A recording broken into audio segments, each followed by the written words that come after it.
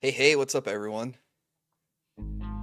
Sorry for the late start. I was walking Rocky before I started the stream. Hope you guys are having a good night. Hope you guys are having a good week so far. Okay, I'm doing something a little different. I don't normally do just chatting streams, but I figure with the Video Game Award nominations coming out yesterday, and I have an early day tomorrow, that a short little just chatting stream would be a-okay. Hey, what's up, Nabil? You loved me in Willy Wonka. Which character do you think I was in Willy Wonka? That's a pretty funny statement. Oh my god, I'm just realizing. Oh no, okay, I put it on the correct latency setting. There's always a minor panic when I start a new stream. If I don't change the defaults, that I'll get penalized for it. You don't remember? Hey, what's up, Tiger Kane? Elden Ring Game of the Year again, let's go. Bro, I can believe it, but at the same time, too, I can't believe it that we're making exceptions to put DLCs as Game of the Year. Don't get me wrong. I loved Shadow of the Erdtree. That was one of my favorite games I played this year. But Elden Ring already won. It won 2 years ago, didn't it? 2022? Well deserved, I will say. Elden Ring has been awesome. But we've had other games that are maybe deserving. The fact that Helldivers and Space Marine isn't on the list is insane. Or Pal World or Stellar Blade. Like, Space Marines was good. It was a little short, about the same length as the first one. But it was a game that was well received, probably because it had a lot of care put into it and a lot of respect to the source material, the Warhammer 40k universe. But I think Warhammer 40k might just be a niche that people just aren't drawn to these days. I don't know.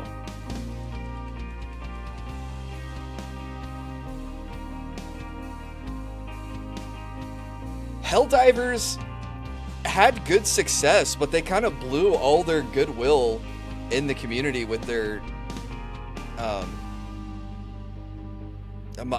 not moderation, balancing changes. And it's a purely player versus environment game, so why did we need to nerf the game so heavily? Sorry, I had my model crash earlier, and now I'm like worried that my tracking is messed up.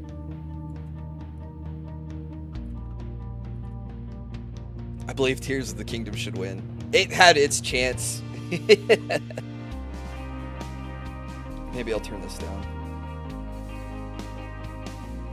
Oh, okay, now my mouth actually closes.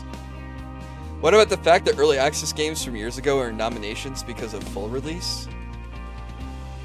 Oh, that's weird.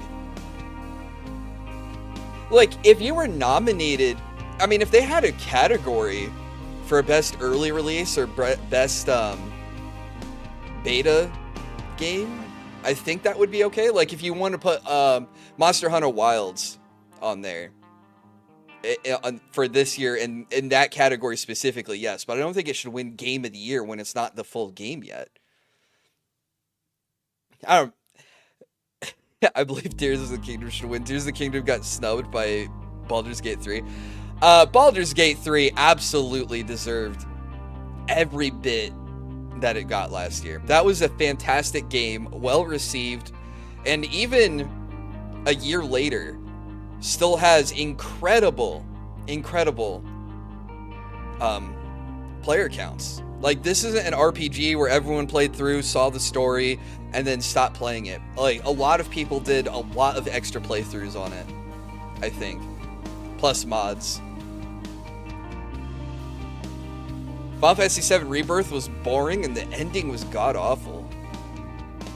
See, I've been told that the new Final Fantasy VII is different enough that it's kind of a new game. But now it's like coming out with a new Call of Duty. It's just like the same thing over.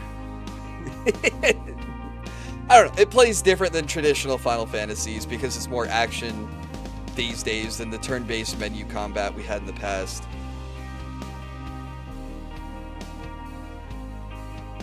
Like, new gameplay, but same characters. Yeah, no First Descendant is insane on the list. No Stellar Blade on any of the lists. And I feel like there was another game that got... Oh, no Pal World. That's my exception. I was like, where the hell is Pal World in these nominations? Hang on, I have a separate Chrome tab. Oh, now you see it. Let's hide that. Sorry. What's the website for looking at Steam chart? Is it Steam Charts or SteamDB? Steam Charts.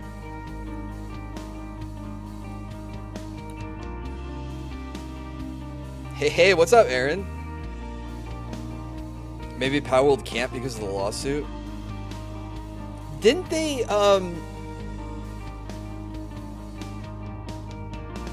they probably don't want to piss off Nintendo. Speaking of pissing people off, didn't they... Was it last year or the year before that Hogwarts Legacy came out? And that one didn't show up on the Video Game Awards, even though it had something crazy. Hey, what's up, Abby? Sorry, we're doing a little bit of pre-chatting before we get to the actual nominations in case you haven't seen it.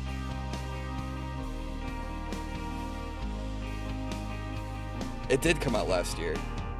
It came out last year and had almost over 500,000 all-time peak players.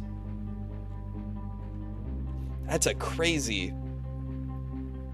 But the one that blows my mind why it's not showing up on the list is Pal World, because that had 2.1 million peak players all time when that came out at the start of this year. 2.1 million. Like, that's like unfathomable amount.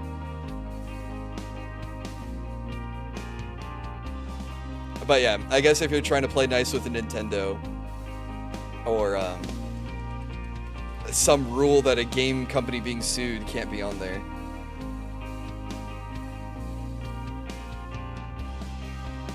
Let's look up Baldur's Gate 3 while we're at it.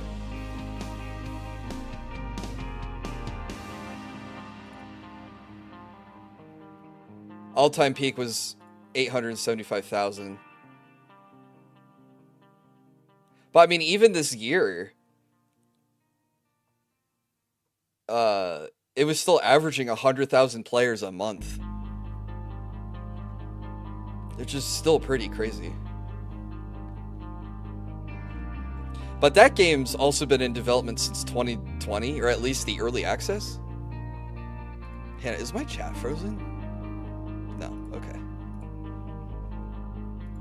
Doesn't account for consoles. Yeah, I can only purely go off of either what the companies have said publicly for their numbers, or Steam charts, because that data is clearly and easily accessible.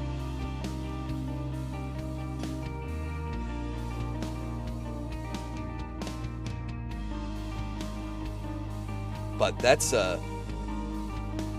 we're at. Yeah, I'm pretty sure Hogwarts Legacy didn't get picked, nominated for anything last year. And I wonder again if that was because of the controversy. If Pal World is in a similar thing because it's getting sued by a large company that, oh no, we can't have Pal World on there.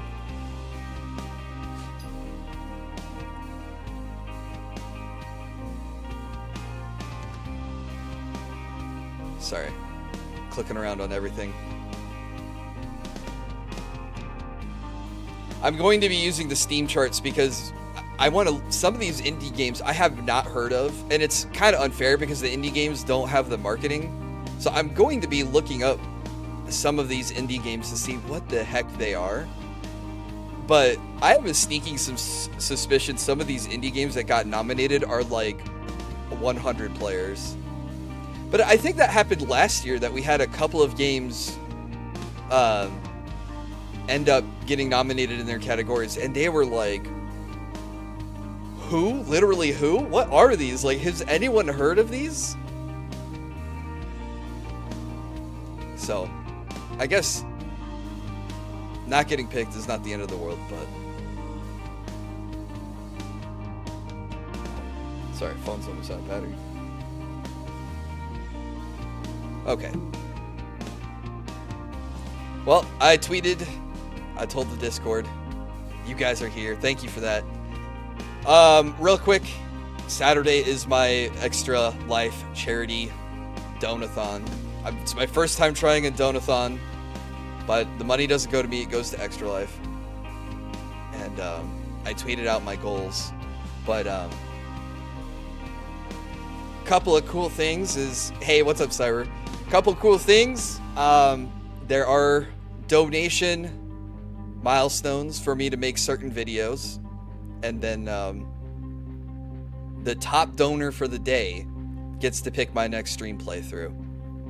The next game I play all the way through on Steam. Not on Steam. Doesn't have to be Steam. I have a Switch. Okay, that was the last announcement I really had. This is probably going to be shorter than my usual streams because we're kind of narrowed on the topic we're going to talk about, and I have an early day tomorrow, so this felt like a good compromise to get things through. So I'm going to click over... Am I playing anything on the Extra Life stream? It could be Lisa, Arrow, if you are the #1 donor on Saturday. Yeah, there are donation milestones to play games with stream with the viewers. So, Gartic Phone, Jackbox, Mario Kart. But until I hit those milestones, I'm probably going to be, I don't know, fartsing around on other games that I like. Maybe some Hearthstone. What have I been playing lately? Maybe some Civ. Maybe some Darktide. Just to start it off, it's gonna be an all-day, quote-unquote, not a 24-hour stream, but a long stream on Saturday. But yeah, there will be games with chat. Lisa the Painful or OG Lisa? Good question. Which one have I played? I only own OG Lisa, and that game broke me. So if you want to pick another Lisa game, they make me break down on stream.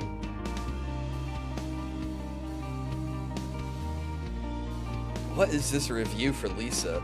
I like playing with dinosaurs and Hot Wheels, and the game is cool, I guess, but I also like playing with Transformers. Funny. Joyful ripped my cold heart. JK, actually a softie. Oh, something just clicked and made a whole lot of sense for me. But it's Serenity Forge who did Lisa. Also did the Doki Doki Literature Club. Now things make sense. A little bit of sense.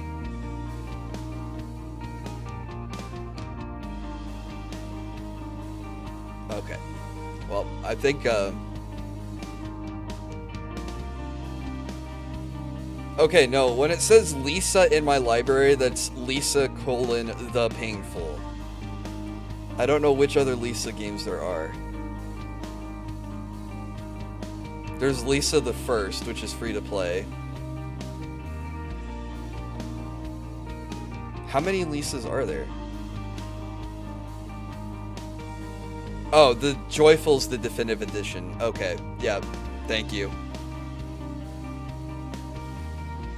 It's the DLC. Speaking of DLCs. Let me see if I can do this. Oh.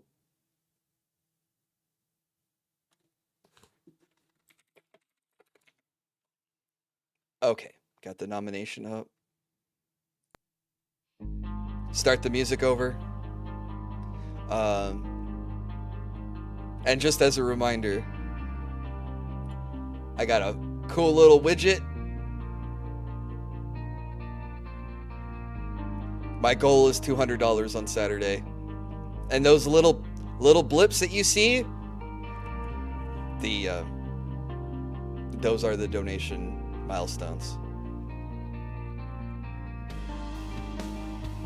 Cool little fancy thing.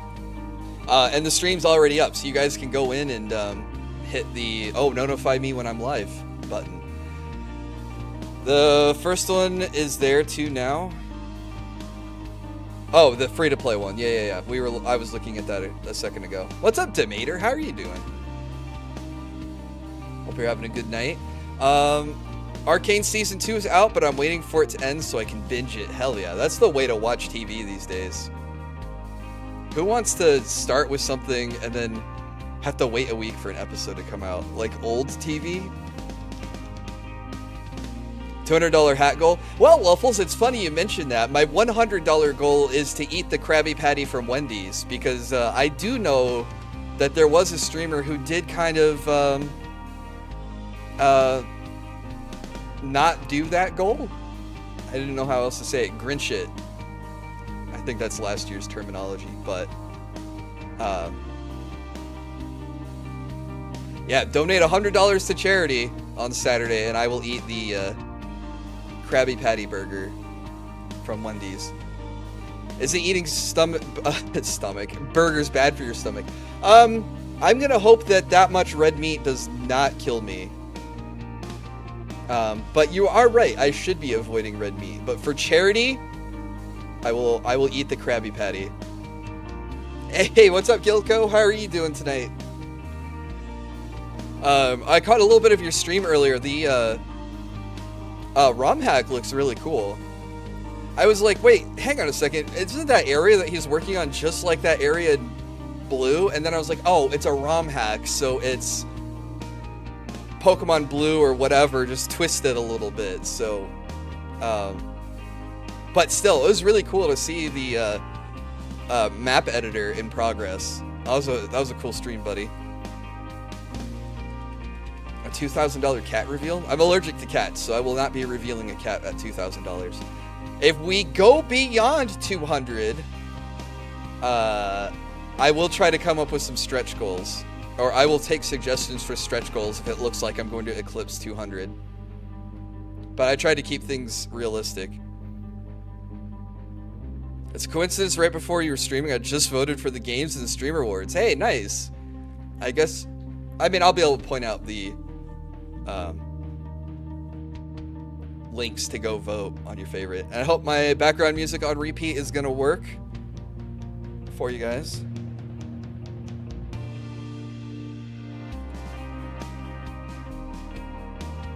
Break 1000, become a PNG tuber.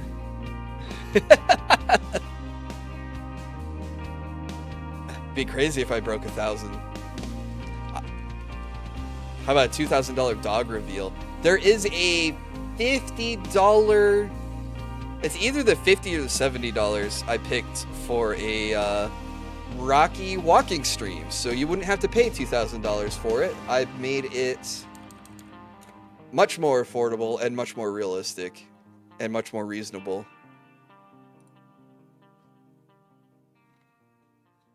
See all milestones, what I do.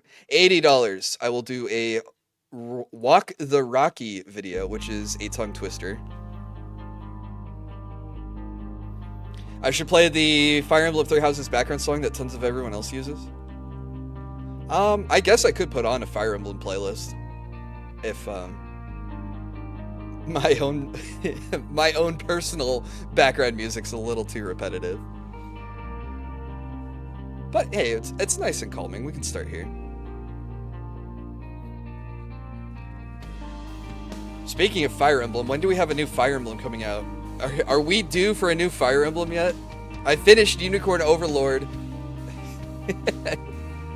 And I've played everything else. I'm ready for a new Fire Emblem.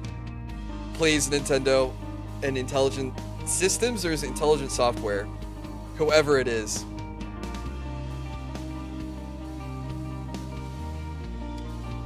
All right. Well, I know I'm a day late doing this, but better late than never. The Game Awards have popped out the nominations for the Game of the Year and all their other categories. That was all yesterday. And it was nice actually giving myself time to look through. Hey, what's up, Brazen? See everything, think about everything, and then try to put my thoughts together for tonight. And hopefully my takes aren't that spicy. I'm probably not going to have that spicy of takes. I said in my tweet it'll be lukewarm at best. I don't know. My probably spiciest take is all of the vitriol I see of, oh, my game didn't get nominated, or what the hell is Balatro? Why is that a nomination for the Game of the Year? I mean, it creates a lot of toxicity in the community because it's like, oh, my game didn't make it here. Silent Hill 2 should have been right there. You know, why did it just feels bad when your thing isn't picked. And I know people say this doesn't matter, but then you have these companies that when they win Game of the Year, they go and make Game of the Year editions of their games. So there is a marketing angle to it too that is important for these games and for these companies. Will I do the streaming awards? I'm gonna go through all of these. I took a glance. There were some that I saw people not talk about, but I will review every category tonight, hopefully. At least the major ones, which are the games. So and we'll start with Game of the Year. 6 nominees. Actually, maybe I should pull up a text notepad. That's what I'm looking for. And I can... I don't know if I should write down my predictions or if I should write down what I would prefer to win each category. But Game of the Year. My problem with... Hey, what's up, Credo? If I may be honest, Final Fantasy VII Rebirth is a good game, but had some bad writing mistakes, and it's overrated. You and Tiger probably agree. He said the ending was awful, too. Maybe both. Yeah, I guess I could do both. Preferred. So who I want is Balatro. But my prediction... Okay, my prediction is going to be Elden Ring Shadow of the Erdtree. And I also kind of want... There's 2 reasons why I want Elden Ring to win. Number 1, I don't think they should do DLCs. Because I feel like it's just... I voted Wukong. I didn't play Wukong, so I...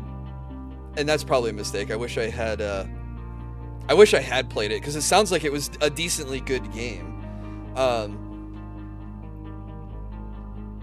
And I really liked Elden Ring. But if you could just like... And I was saying this before we got into the... Now I'm officially on the predictions page. If DLCs are eligible, then it just makes any company just be like, oh, hey, we can crap out a DLC this year and then be in the running for Game of the Year. They bent the rules for a reason.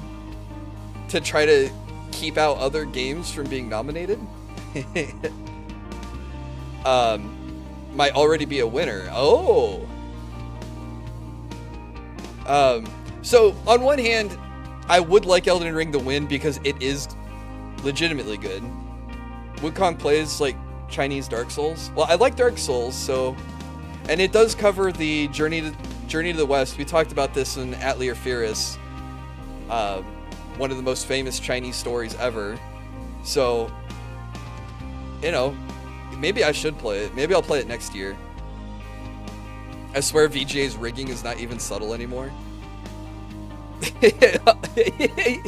Oh, I see. Debater and Cyber are saying it's already rigged for Elden Ring Shadow of the Erdtree. What would be really funny, though, is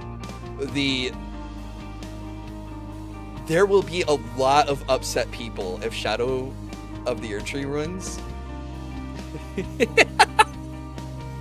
So I might just be, there might just be a little bit of a meltdown if we see that. And I personally don't care that much. So, oh, what did I just knock over? I won't be that bothered. But there are people who take their video games very seriously who will be bothered. And that'll be a funny couple days of Twitter. But I really think Balatro should win it. It's different, it's unique, it's a great story, not like video game story, but a story of someone who set out to want to learn how to make a video game. And Local Thunk was even tweeting earlier this year, probably even a month ago, about how Balatro was in his learning folder. Like, he didn't set out and say, okay, I'm gonna make an awesome indie game. He was like, I'm just gonna learn how to make a game.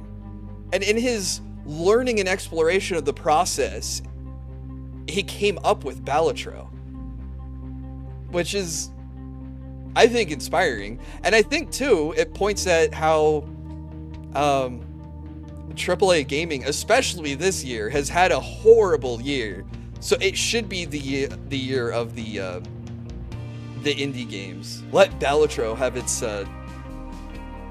time in the sun. Speaking of, let's pull up Balatro on the Steam charts. Hey, what's up, Exodus? 38, almost 38,000 all-time peaks. So not like anything colossal, but it's oh, I don't know if there's a way to look up how many sold. That's a $10 indie game that got a lot of attention. And the developer, he's added free DLC that clues in with other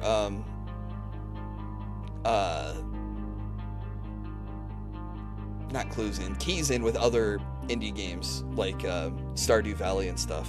Where I talked about there being a mobile game on the list in DLC.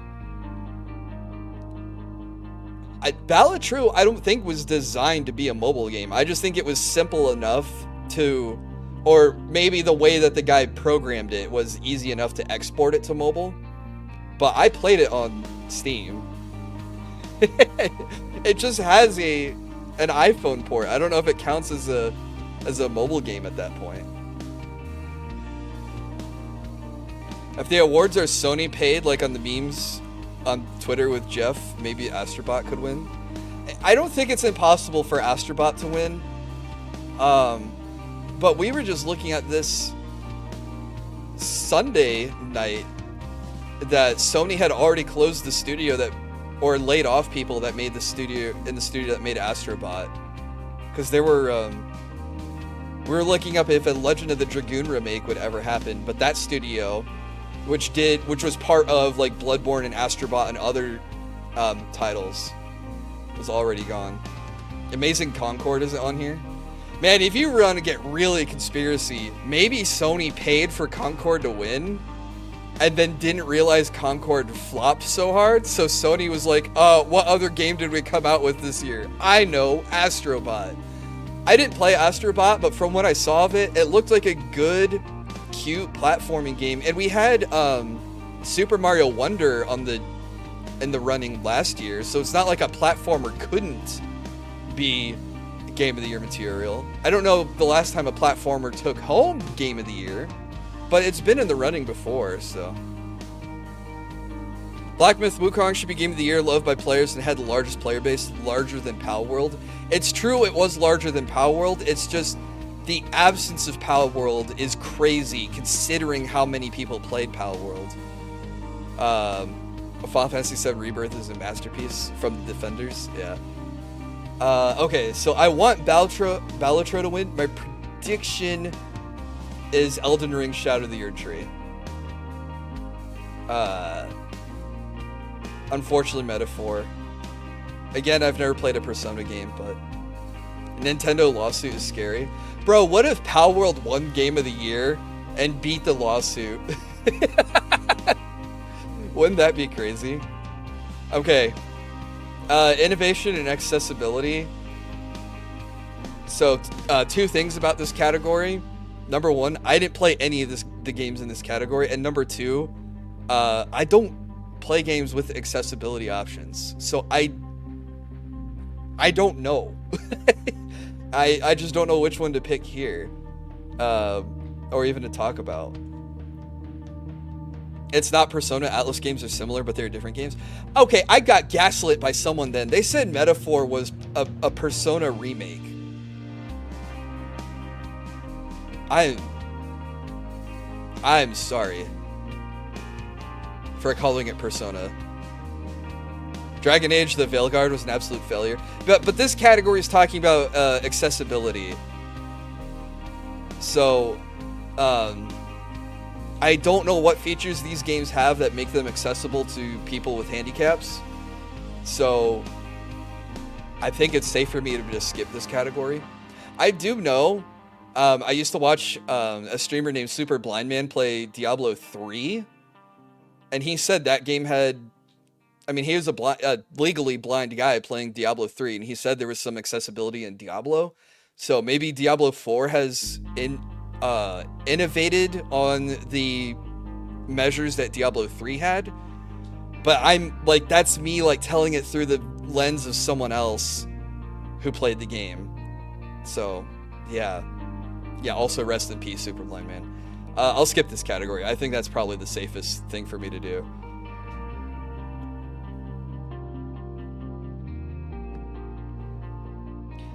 Yeah, have a good night, Credo. This is going to be a short stream because I have work in the morning too, so I totally understand. But hey, thanks for stopping by. It's always nice to chat with you, and hope work goes good with you. Goes good for you tomorrow.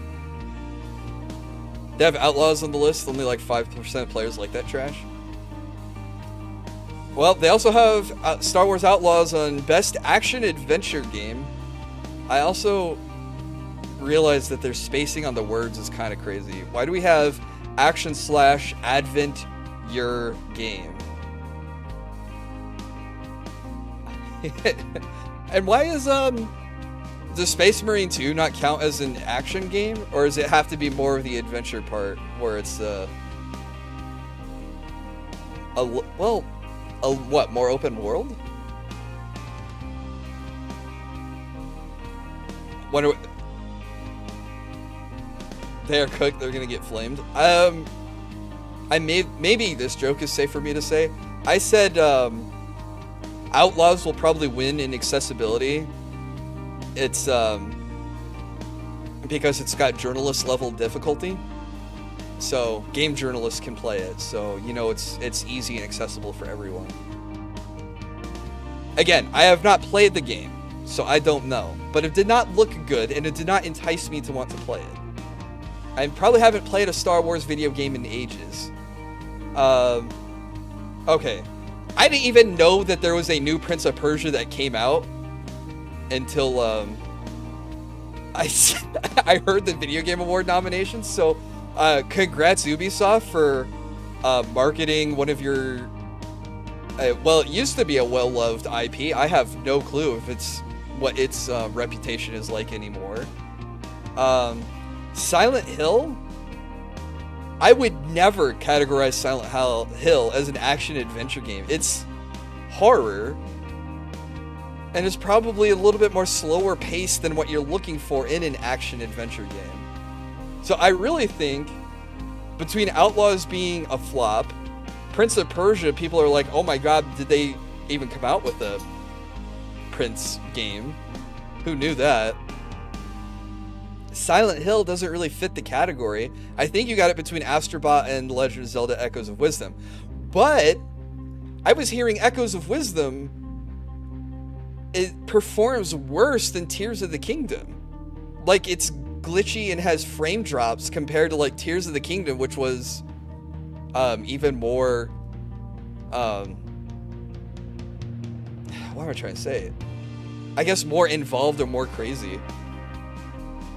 I watched Super Blind Man unironically. Yeah, I thought if you take away the DSP angle, I thought him talking about his disability and how games can innovate on accessibility for people to play them. I found those conversations really fascinating. I had very poorly marketed, but the game seemed to be solid. Silent Hill should be an action adventure. Yeah. I know Prince of Persia, when I played it on the PlayStation 2, was awesome. So I don't know. But I didn't know when came out this year. Like, when did it release? Hang on.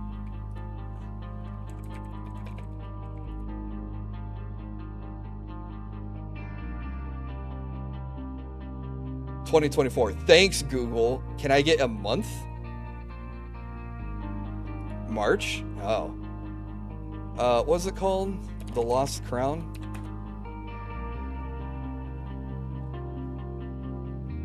January 18th, 2024. Wow, it came out at the start of this year. You know what came out in January of this year? Pal World. Ubisoft got screwed, I think.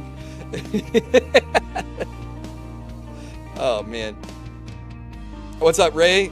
I know someone that played Prince of Persia. They said, great game, not worth $40. Well, it's good to know they didn't sell it for the new AAA title, $70. Not worth 40. You know, it's, oh, it says August 8th on Steam. Very positive 1,000 reviews. Oh, man.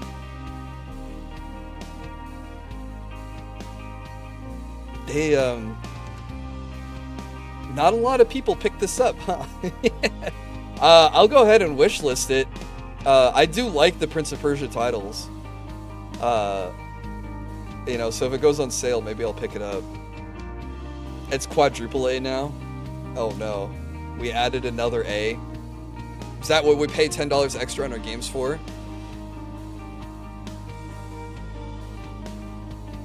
Okay, so I need to make my predictions. Best... Okay, we'll do action adventure.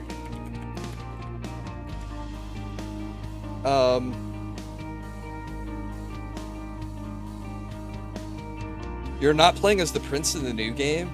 Oh, what? That's like playing Dishonored and not playing as Corvo, or playing Half-Life and not playing as Gordon, or playing Halo and not being Master Chief. Why would you call it Prince of Persia? You don't play the Prince of Persia. What are they doing with their IPs over there? Poor Ubisoft. How much money is Ubisoft worth?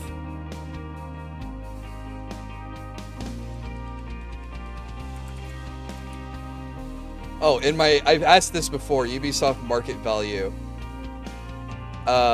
Previous close was 2.78 billion US dollars. Okay, alright. Okay, we'll keep that in mind. Also, what's up, Elo? How are you doing? What's up, Christian? How you doing tonight? Wasn't there a Dishonored game where you don't play as Corvo? Yeah, all the sequels. I think in 2 and 3, you don't play as Corvo. I think it was a Game Pass game, so it's a disadvantage to the game. Oh. Yeah, if it's on Game Pass, then you're not going to see great sales. How much were they 6 years ago? What, Dishonored? It's early enough in the game, it's not a spoiler. Okay. Yeah, I'm doing good. Hope you're having a good night, Elo. Okay. Oh, how much were they 6 years? You were talking about Ubisoft's. Is there a way for me to look at this? I can do 5 years.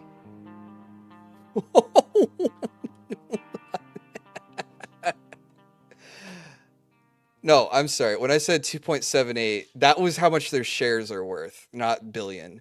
They are market capped, according to Google, at 1.72 euros.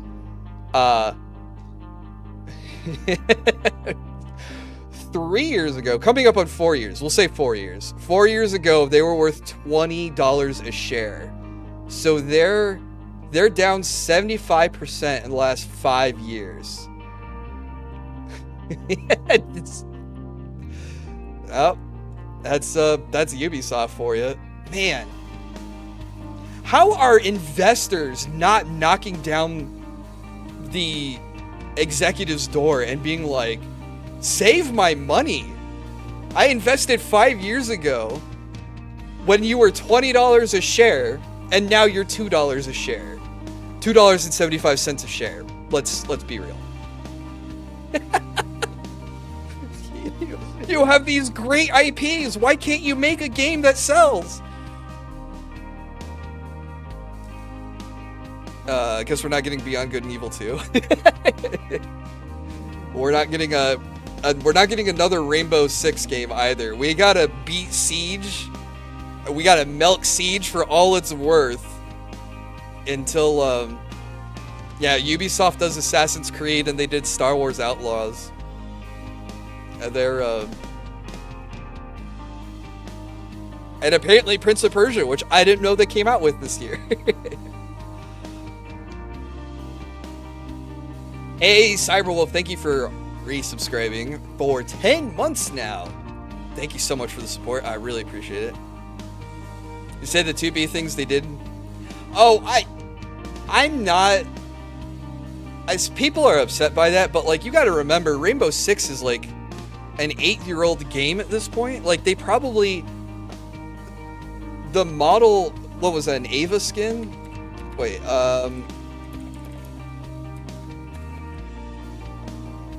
Oh my God, Siege came out 9 years ago. Holy cow.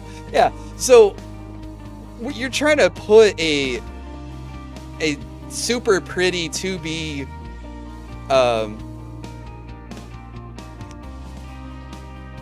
2B skin on, oh my God, what character did they make it for?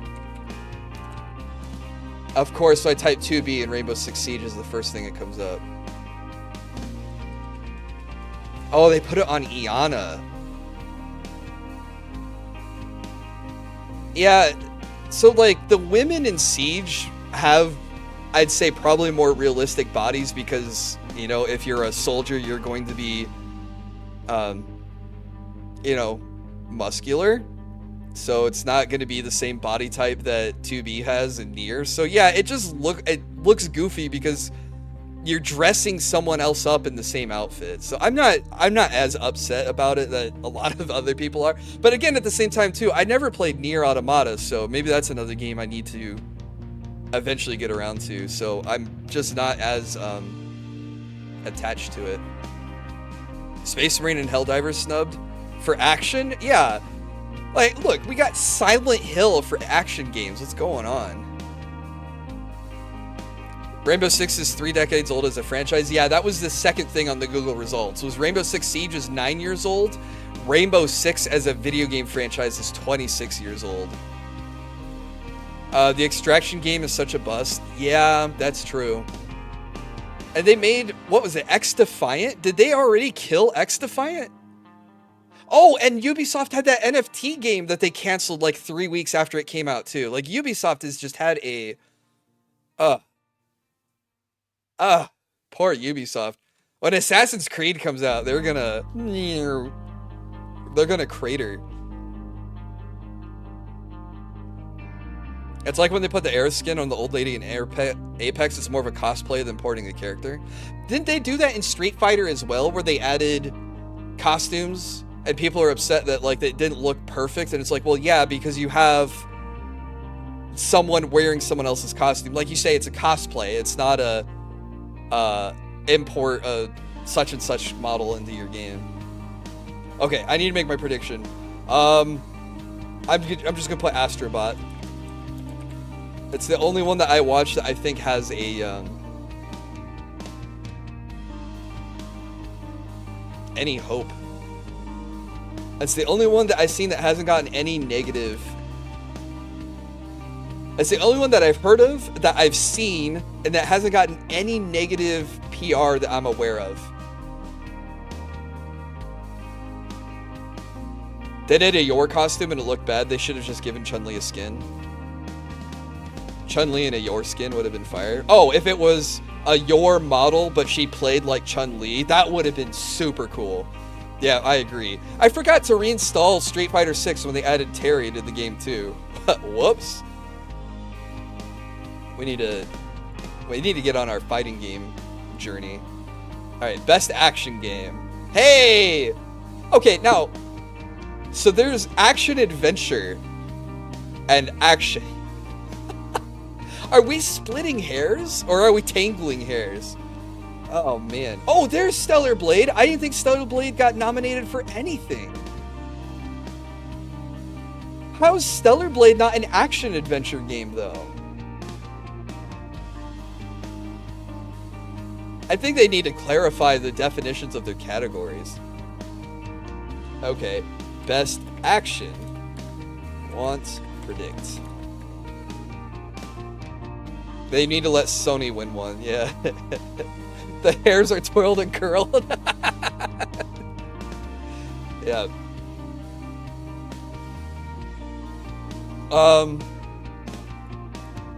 I predict Stellar Blade. I don't know what the numbers are for Stellar Blade, but the game looks amazing. I watched Gondola play a bit of it. It looked like it played like a platinum action game. Maybe even better than that. Call of Duty is Call of Duty. I don't think all we're doing now is like plopping out a Call of Duty, maybe with some new gadgets, maybe with some new kill streaks, maybe with a different prestige or unlock system, but it's still run around the same maps because the player base gets angry when you try to introduce new maps. They just want to play Nuketown 24/7, you know, all the time. So I really wish they would just like maybe not kill Call of Duty, but like stop nominating it. Or give Call of Duty the Rainbow Six treatment. Have one game that I buy once and then like buy skins, buy stickers, buy emblems. You know, give me the microtransactions afterwards for the game. Not here's a $70 game, here's a $70 game, here's a $70 game, here's a $70 game. And still playing the campaign over the arena part of the game. Oh, for Call of Duty? Put Call of Duty to bed. I'm sure those studios would love to work on a new... Man, how do you wake up as a developer for Blizzard, Activision, Treyarch, Raven, Xbox, Microsoft, and go to work and be like, oh boy, I can't wait to work on Call of Duty Modern Warfare 9. Like, how much work goes into making a Call of Duty these days? Maybe like new textures and modeling and animations, but the rest of the gameplay's on what, the same engine? I don't know. I predict Stellar Blade are gonna win. I like running in circles shooting zombies. But not every Call of Duty comes out with zombies. I feel like you could do something... They should make zombies a separate game at this point. Zombies tends to have different guns, completely different playstyles, different player bases, because I'm pretty sure there are Call of Duty players who play nothing but zombies. Just like you get people who play nothing but the multiplayer, never touch zombies, and vice versa. Black Ops 4 was all about zombies and got a lot of backlash. Make a zombies game, but don't call it Call of Duty. I don't know. It's EA, so I'm guessing it's the same strategy as the sports games. Oh, true.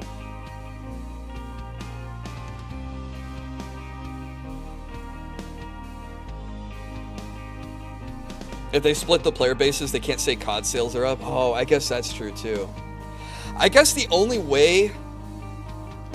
You know what? You're right, Rave Sage. Maybe that's how they keep saying Call of Duty is a successful franchise, because they come out with a new one every year. And as soon as a new one comes out, it's like, boom, end of life support on the old title. Like, oh, we're killing the servers, we're killing the free DLCs or the free releases and all the double XP event weekends and stuff like that. But like, hard chop. Go buy the new game. So yeah, you got to keep it all under one title, and to keep the sales up, don't split the player base, and keep cranking them out year after year. Skill-based matchmaking killed multiplayer for me. I miss the Modern Warfare 2 when there was no skill-based matchmaking. You'd have some lobbies where, yeah, you'd go against people who were way better than you and you get stomped. But then on the flip side, you get some lobbies where you're like, oh, I can farm these people for my attachments and my titles and my emblems. Like, oh man. We had some lobbies back in Modern Warfare 2 where it was, I had a friend, he was insanely good at the game, but he farmed not one, but 2 nukes on Terminal. This guy was a monster when he played games, especially first-person shooters. Okay, I want Space Marine to win. That is my want. Skill-based matchmaking made me hate the game. It punishes you for playing good. They should just have a league system or an elo system or something. Like a visual one. Like, you play for a bit, and then, like, you know that you level up, and you're like, okay, you're out of, you know, wood, time for iron, or you're out of iron, time for, you know, silver, or copper, whatever. Modern Warfare 3 be the better game over 2? I liked 3, but I have the most memories with 2, so I think I will prefer 2 till the end of time. And what was there was I'll have to look on the old channel, but there was a Call of Duty I played that I really, really enjoyed. But then again, I also had friends at the time I could play with. Like MOBAs? Yeah, exactly. Just so that you can see that you're in gold and you know you're playing against gold players. Not that you have something working in the background that goes, oh hey, you won your last 2 games, time for you to get your, you know, crap pushed in next game, you know? You're getting a little too high and mighty there. Okay, so I made my prediction for Space Marine 2. Whoops. Okay. Helldivers is not the best. I liked Helldivers, but I think Helldivers was just paving the way for more squad-based shooters to come out later to do better than it. And it... Oh, you know what else is listed on anything here? Where's Earth Defense Force? That game was really good. Anyway, Helldivers was a lot of fun when it came out, but I think the developers lost a lot of face in the community, and it was just thrown out real quick. For me, I threw it out real quick. My friends were upset with all the nerfs. I wasn't super thrilled with the nerfs, and then new content just wasn't coming out fast enough to keep up with it. Does EDF ever get nominated for anything? It should! EDF 6 was a lot of fun. Even though, to be fair, a lot of what I said about Call of Duty applies to EDF. But 6 innovated on 5, where they added more missions, fleshed out the story, more weapons, and then they did some quality of life changes for anyone but fencers. So Wing Diver, Ranger, and Air Raider all got upgrades. So it's still a little bit different. Yeah, I want Space Marine to win. It deserves something. That game was awesome, and it pissed off the right people. These award shows feel like a glorified popularity contest. Yeah, I was saying that earlier about how it's a popularity contest, and then like people are gonna be #1 upset when their game isn't nominated, and then if their game is nominated, they're gonna be hella upset when their game doesn't win. So it just creates a lot of strife. And I mean, I've already seen people like trying to dunk on Balatro, and it's like, Balatro was awesome. Like, it doesn't have to be a $70 game. I don't even know how much Astrobot was, but it doesn't have to be this crazy huge game to be a good game. Like, it has good gameplay. It's not something that's stuck in cutscenes and, you know, and it's different enough too. Whereas Elden Ring and Wukong are the Dark Souls style of games, which I really greatly enjoy those style of games, but they're similar. Nothing in here, and like Final Fantasy might be similar to Metaphor. I haven't played Metaphor. I've watched Final Fantasy get played. But yeah, exactly, Hilly. It stands out in that it's a completely different, way out of left field. It's a black sheep, yeah. I don't see it winning, nor do I see the gigantic appeal. It's a numbers go up kind of game, so I really enjoy that kind of gameplay where it's like finding the synergies and the strategies to make my numbers go up. So I really like that. Awards are more for the industry than the average person. Yeah. This is just so, I don't know, Astrobot can win Game of the Year, and then you can sell a Game of the Year edition of Astrobot. I'm glad indies are getting a big spotlight. Yeah, and last year we had Sea of Stars have a lot of spotlight on it too, and it won some of its nominations. Of course, Baldur's Gate coming out the same year really stifled how far it could get. EDF is too niche. It's probably too... I was watching Asmongold talk about this. He thinks that there's a little bit of a bias towards certain developers depending on what country they come from.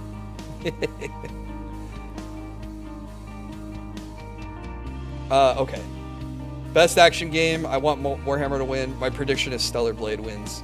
And I'm when Stellar Blade hits PC, I'm gonna play it. I'm excited for it. I'm glad they announced the PC port. All right, best adaptation. Oh, so these are video game shows. Okay. Best adaptation. Want, predict. Unless I end up picking the same. Metaphor feels like an underdog because it's a turn-based RPG. Yeah, people are gonna dunk on it for not having innovative storyline. Wonder what a Game Awards Japan would look like? Yeah. Is it Like a Dragon not out yet? Wait, hang on. Is it here? It's not out yet? No, it aired October 25th. You can watch it on Prime. It's already out. There are things I like. Okay, for Fallout, I'm not going to glaze it too hard. The story for Fallout is stupid. And there's goofy plot stuff that I'm not a fan of. What I will say about Fallout is it looks like Fallout. They got the power armor looks good, the ghoul looks good, the vault suits and the vault itself and everything, it looks like Fallout. As far as written like Fallout, there's a certain writing to Fallout where it's like serious but like tongue-in-cheek, whereas the show is just, it felt like it was goofy all the time. Yeah, plot conveniences, exactly. I will say it's not bad, it's just, man, the bad writing really takes me out. Like, actually, no, if there's people who, yeah, Hilly hasn't seen it yet. Okay, so I'm not going to talk about it. But there's something that happened, and I had to stop watching because I was just like, oh my god, when she does this, this creates a plot hole for the whole plot of the whole season. The whole ghoul thing makes no sense. Yeah, it makes no sense, but he looks like a ghoul, and he looks like a cool ghoul. But like, I don't know. Haven't watched any of the others. A gold cover poo. Yeah, I'm gonna put Arcane. I've seen clips from Arcane. Arcane has good sound direction, good voice acting. The animations I've seen is phenomenal. The art style is really cool. It's on my list to watch. I haven't watched it yet, but yeah, I've never been a Sonic fanboy, so I don't care about Knuckles. The Tomb Raider Netflix adaptation, another one where I've only seen clips from. I've not watched it. Looks bad, and the writing is bad from the clips I've seen. Now, I've only seen just clips, so it could just be, hey, we clipped this little snippet out to, I don't know, to upset people. I've also never played a Yakuza game in my life, so I have no interest in the TV series. I think I'm the only League player that hasn't watched Arcane. I used to play League. I've never watched Arcane, though. Knuckles was diva. I've never been a Sonic or a Sega person, so I didn't see the Sonic movie, and I haven't seen Knuckles. Yakuza games are amazing. Well, maybe that lands on my... As a Sonic fan, it sucked. It says the furry in my Twitch chat. Warcraft 3 is still better over League. Mercenary, I have been playing a ton of Direct Strike on Warcraft 3. I didn't know you were playing Warcraft 3. I was thinking of streaming that on Saturday. It's a little bit of Direct Strike. I've heard from people Season 2 is even better. I don't know yet. I also played... When I played League of Legends... Please, nothing crazy underneath. Okay. Vi was one of my favorite characters that I played. I love playing jungle when I played League. So, a story based around Vi, I'm like, yeah, okay. I probably should watch this.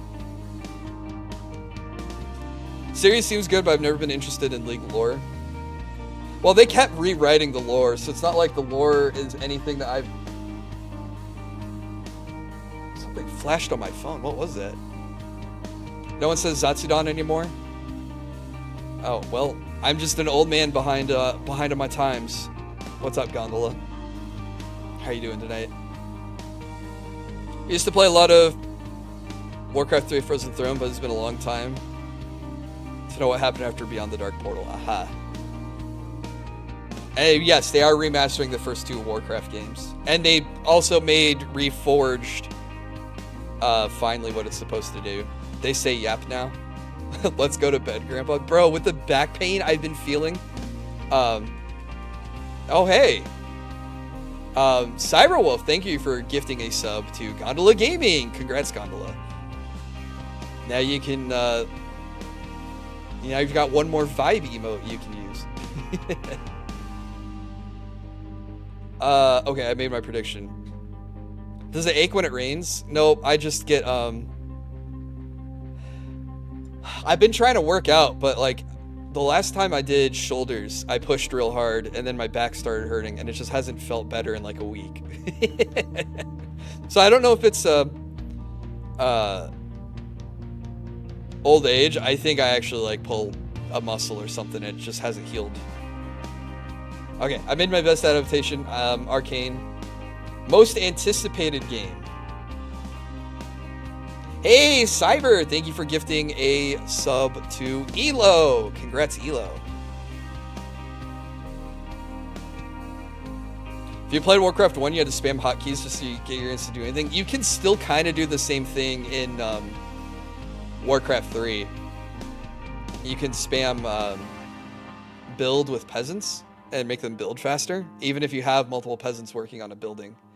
Wilds, definitely. You think Wilds is more anticipated than Grand Theft Auto 6 or Metroid Prime 4? I mean, I'm looking forward to Monster Hunter Wilds.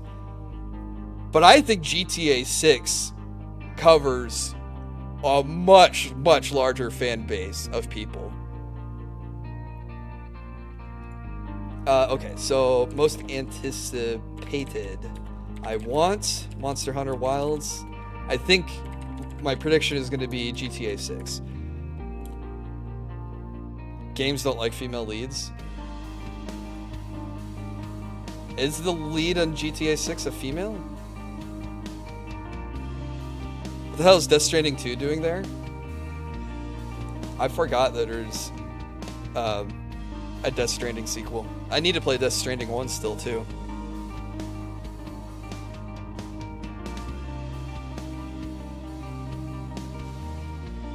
No Metroid?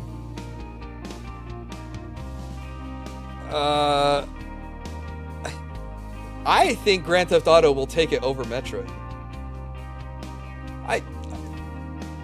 I mean, we just had Dread not too long ago, so it feels like the people who played Metroid, who are Metroid fans and Samus fans, did get a little bit of something. But, like, when did GTA 5 come out? Like, 10 years ago?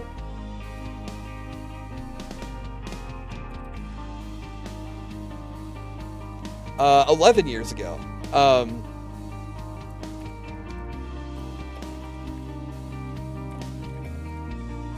Yeah, and Dread came out 3 years ago, so... Metroid fans...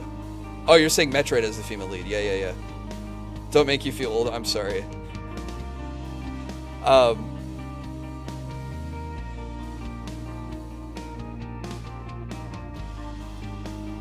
Also, people don't like Nintendo games, it feels like. I feel like there's a little bit of a stigma for enjoying Nintendo.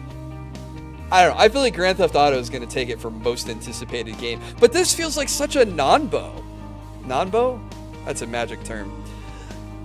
And I haven't played Magic in 10 years. How am I supposed to vote on what is... I mean, I can tell you by voting what game I'm most anticipated for, right? But... And this spacing is weird. Most anticipated game. Does a game deserve to win an award for being most anticipated? Like, what if Grand Theft Auto 6 comes out and it's utter trash? It's just garbage. Like, but Rockstar is going to get that award and they're going to market it and saying, this is the most anticipated game voted by the VGA's 2024. And what if it comes out and it's terrible?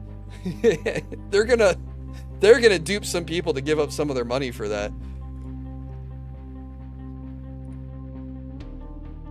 Dread still holds up. Oh, I already made my predictions. Okay, I predict it's gonna be 6, but I want Wilds. Should it be Wilds? Didn't we just get a Monster Hunter game? Monster Hunter Rise release date. Oh, about the same time as Dread. Okay. Rise and Dread came out in the same year. As a Nintendo fanboy, I simply enjoy games. Yeah, I enjoy the games, and then I just try not to look at the shenanigans that Nintendo pulls with suing people, threatening to sue people, and then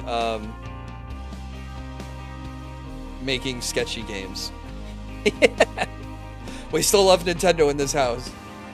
Okay. Best art direction. Okay, so this is where things get, hey, what's up, Baron? Y'all enjoy games? Couldn't be me. I've never heard of Neva. Neva? Hey, Plock, how's it going? Hope you're having a good night. Best art direction. Well, I've seen some of the art for Metaphor. I think Metaphor looks great. Elden Ring... Shout out to the Erd Tree. I gotta say the art direction on that was Metaphor is just an anime. Well, I like the anime aesthetic, so maybe it deserves it. The problem with Shadow of the Erd Tree is because the whole Shadow realm that you're in got basically torched.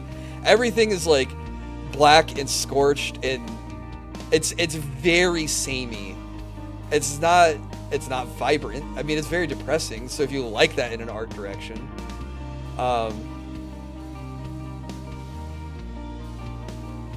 maybe this is the one they give to.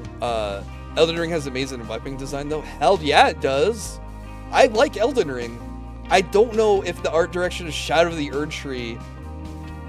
Oh, but now I'm thinking of the scene where you go to fight the final boss and the Pillars of the Gods. That was such a cool shot, too.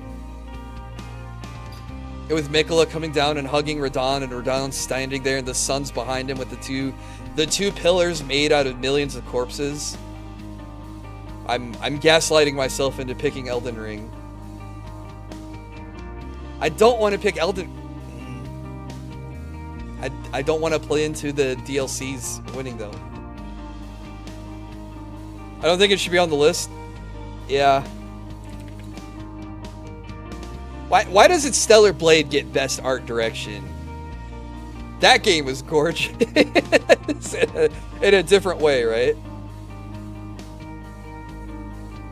Okay, Neva looks... Did you guys ever play Limbo? It just looks like a colored Limbo. Like a 2D platformer puzzle.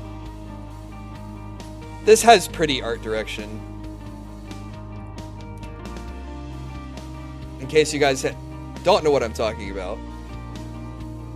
This is Neva. As in, never heard of this. But it looks to be like 2D platform puzzle, very artsy kind of game.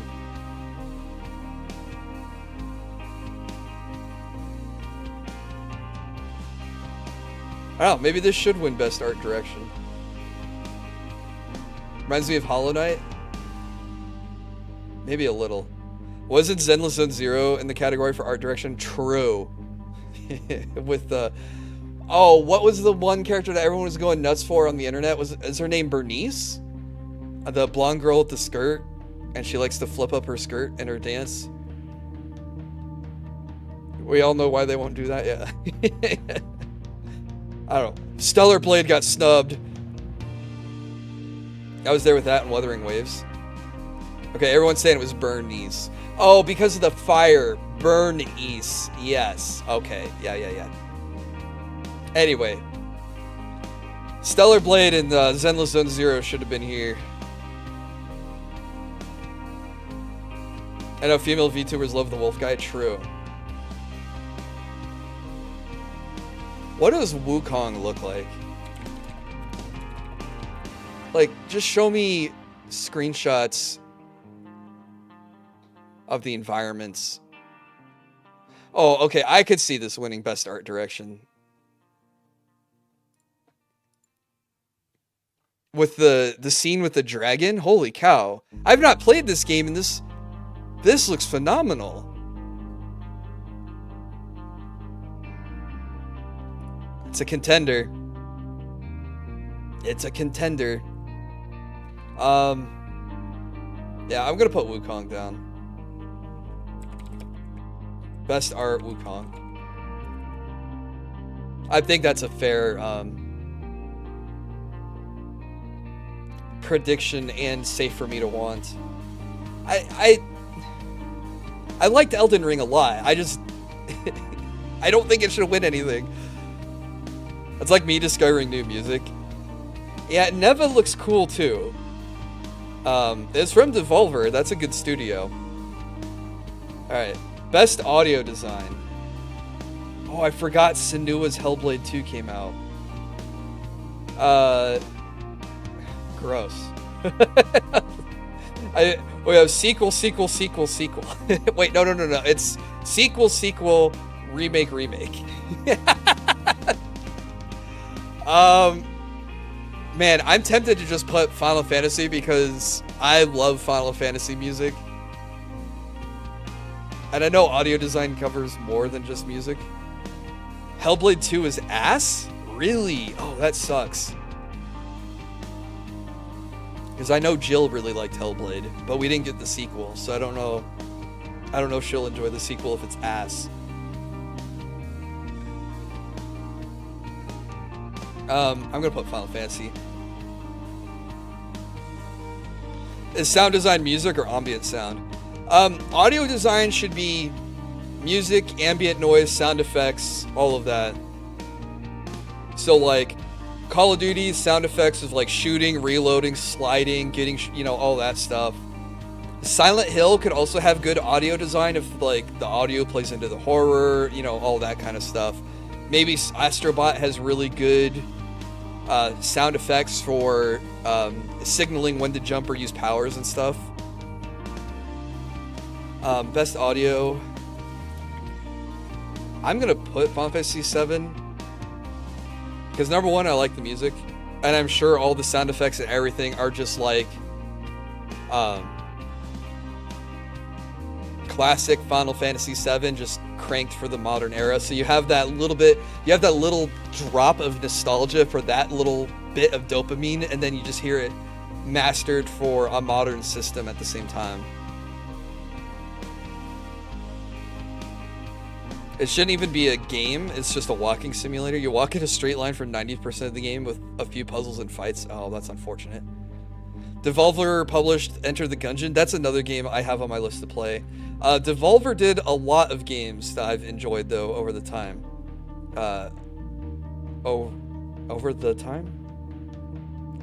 Overtime, I think is what I want to say. They have Reigns. They have... where is it? Oh, they did Cult of the Lamb. Inscription. Loop Hero.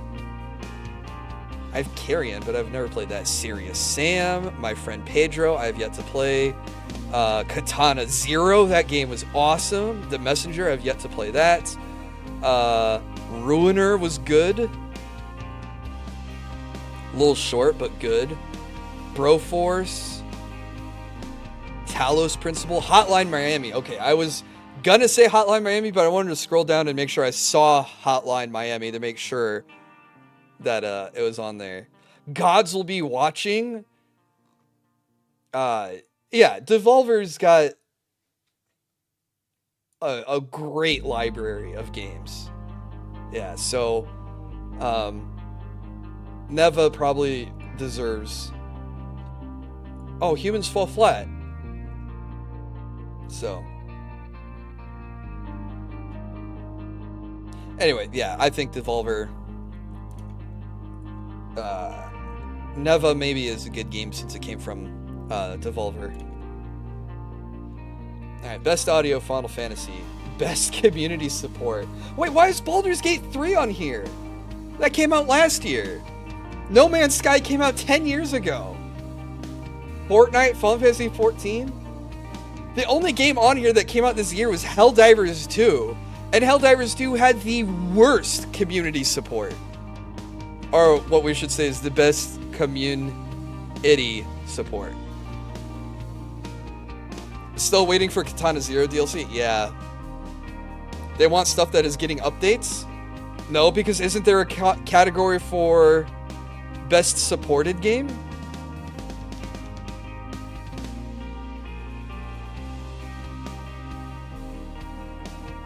Best ongoing game. So if they have a category for best ongoing game, what is best community support supposed to be?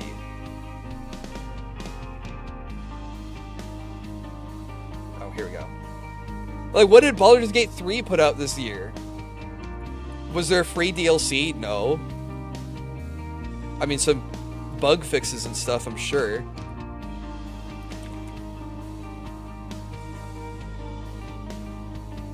Yeah, a hotfix last month. Yeah, just a couple of hotfixes. Community update for mod support back in October.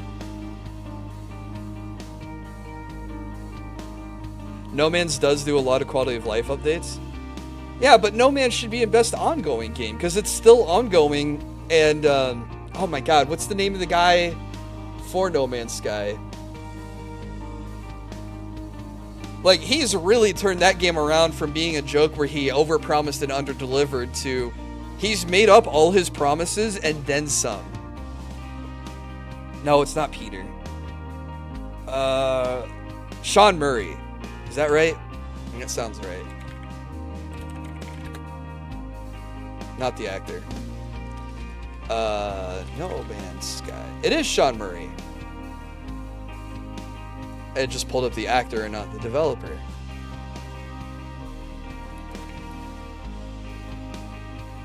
Yeah. Sean Murray. Peter's the guy who did Fable. Oh, okay. Man, this category is butt. Like, Helldivers had the forced PlayStation account integration, which was not disclosed at the, what do you call it? Pre-sale? Early access sale? Not even early access, just like the pre-orders. That's the word I'm thinking of. Was not disclosed at the time of the pre-orders. They dragged their feet in, oh, it was not disclosed at the start. They disabled it because their servers are absolutely garbage because they didn't expect to get as much support as they got. And then like 3 months after the game came out, they're like, okay, now you guys have to integrate your PlayStation accounts. And people were like, I don't have PlayStation in my country. Oh, well, sorry, you can't play the game anymore.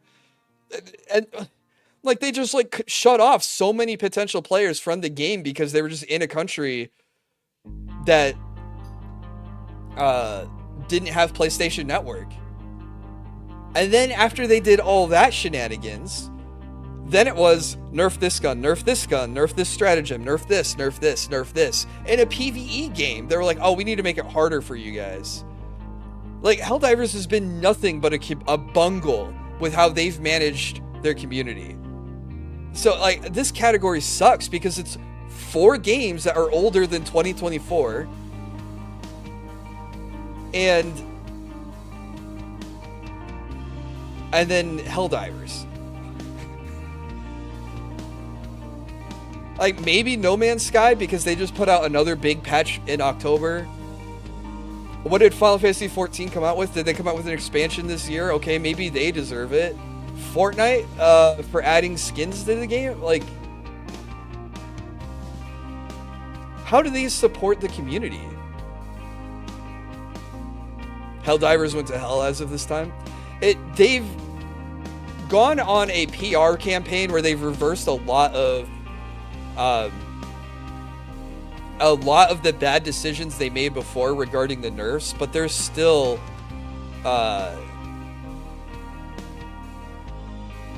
I don't know. They have a long way to go to get the game back to where it was enjoyable. But like, you could tell the game was cratering. Well, I won't say cratering, but trending downwards.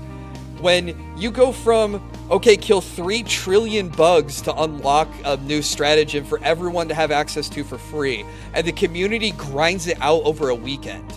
And then like 3 months later, they're like, okay, here's a new stratagem. You have to kill 1 billion bots, you know, like 1/1000th of what they required 3 months prior or something like that. And the community failed to come to rally together because there weren't that many people playing anymore. Their player base had fallen off so hard. They went from 100, we can look it up on the Steam charts. Helldivers is one of those where it's like, you bungled hard. Okay, it's had a bit of a resurgence. Like, this game came out and was all-time peak 450,000 players, 24-hour peak 30,000.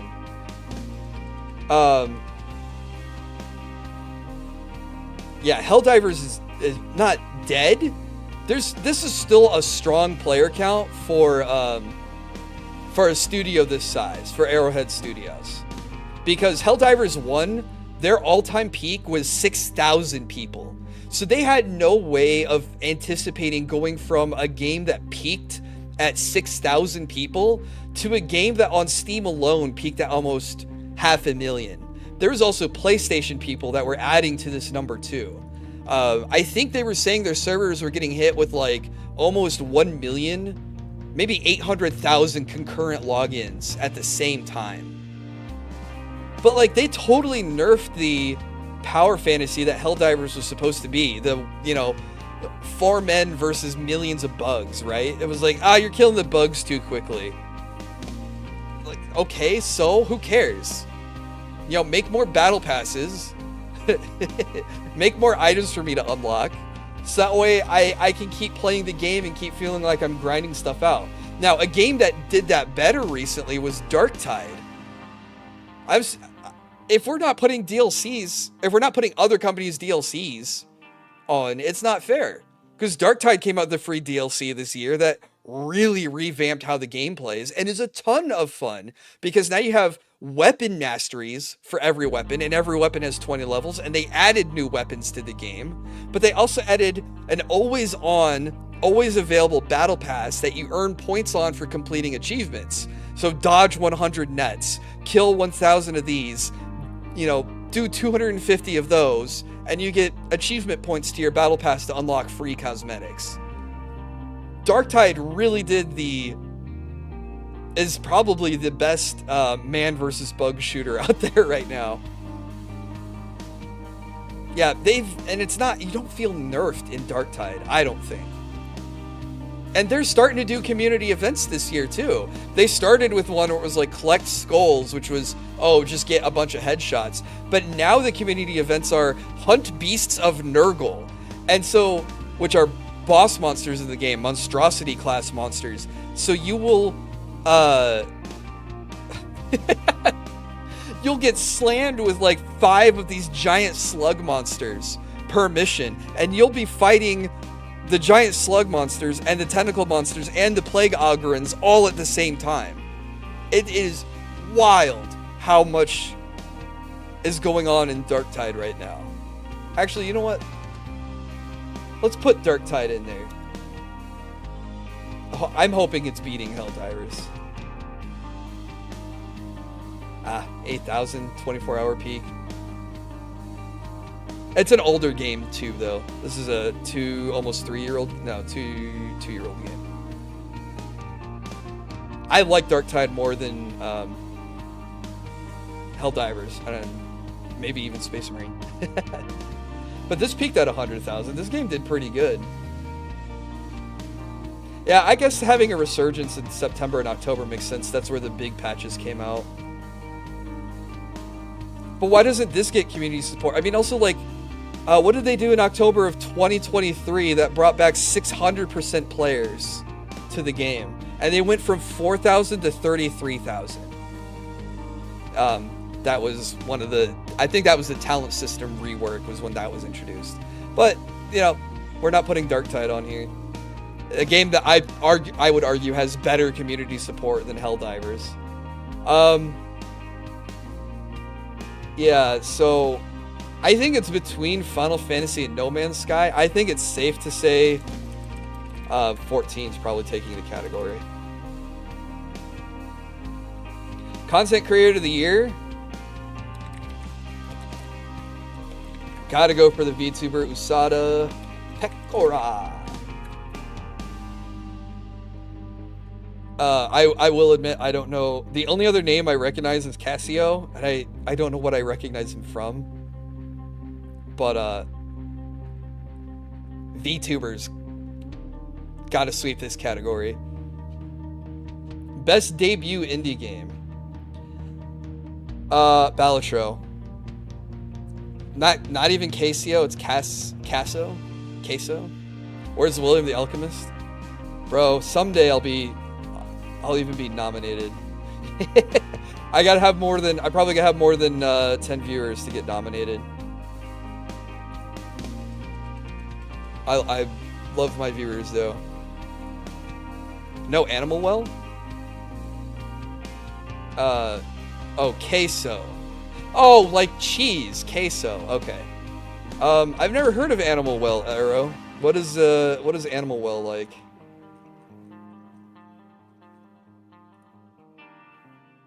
Don't let the Game Awards distract you from the fat Pekora bought a monkey. Dude, it is wild how the Hollow Girls have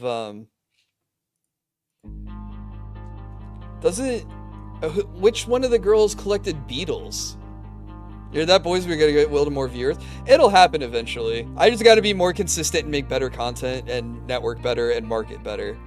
It's you don't have to do anything, Exodus. It's all on me. It's just the you know, I think streamers just want to see more views. But I'm not saying I'm unhappy with where I'm at. I'm quite happy where I'm at. Nene, Twitch is saying it's Nene, she is wife.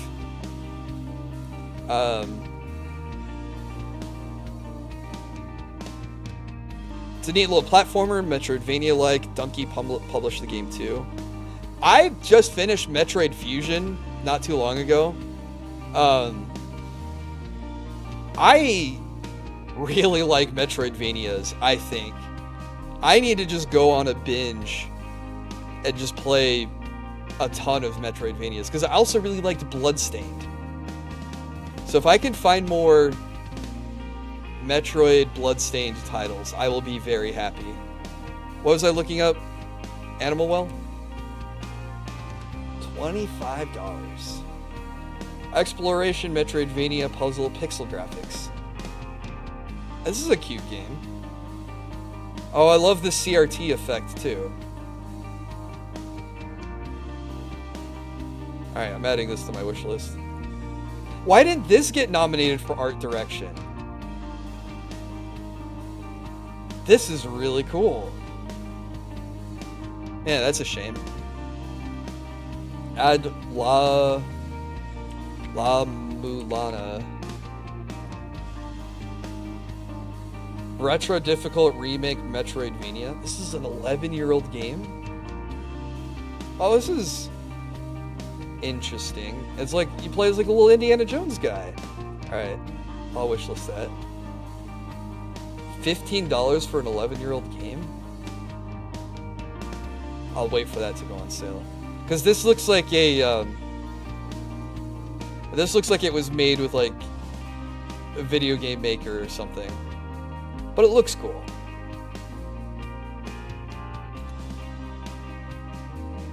Okay, best debut indie game. I mean, it has to be Balatro. How good did Manor Lords do?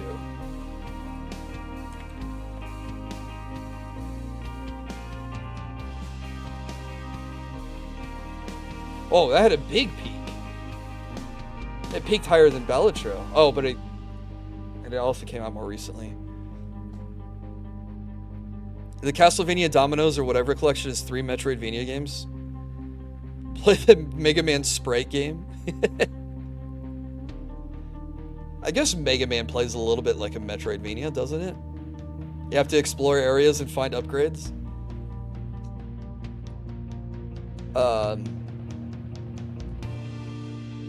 Okay, never mind. Banner Lords could take this category because it peaked at 172,000.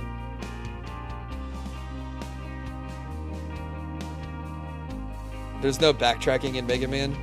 In Mega Man X, you've had to backtrack because you'd have to get Flame Mammoth's fire to go back to Ice Penguin's level in order to break apart the ice things in order to collect the heart containers. There's a little bit of backtracking in Mega Man, but not like in Metroid where it was, oh, you got power bombs, and now I'm in the post game, I already beat the game, but like I'm going to every screen and power bombing to find all of the upgrades. I'm trying to 100% fusion right now. And then like accidentally spin attacking through the floor and going like, oh, here's a whole secret area I had no clue was here.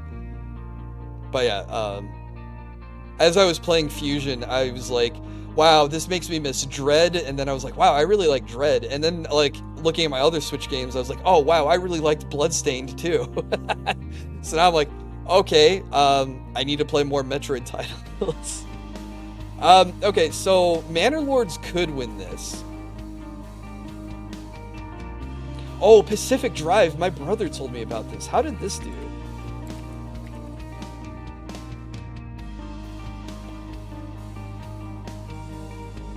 Oh, not as much.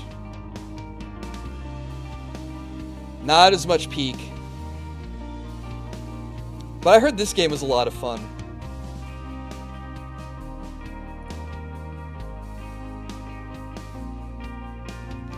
Did I put that one on my wish list though too?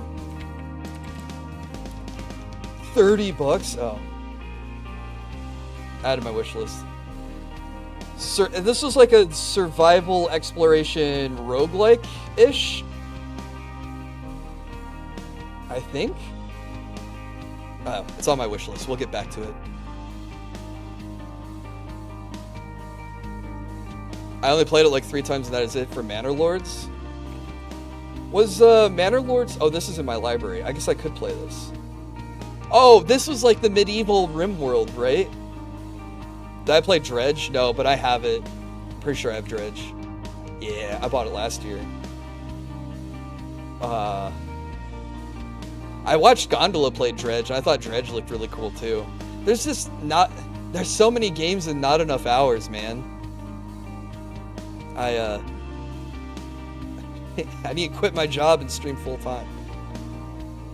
Okay, best debut indie game.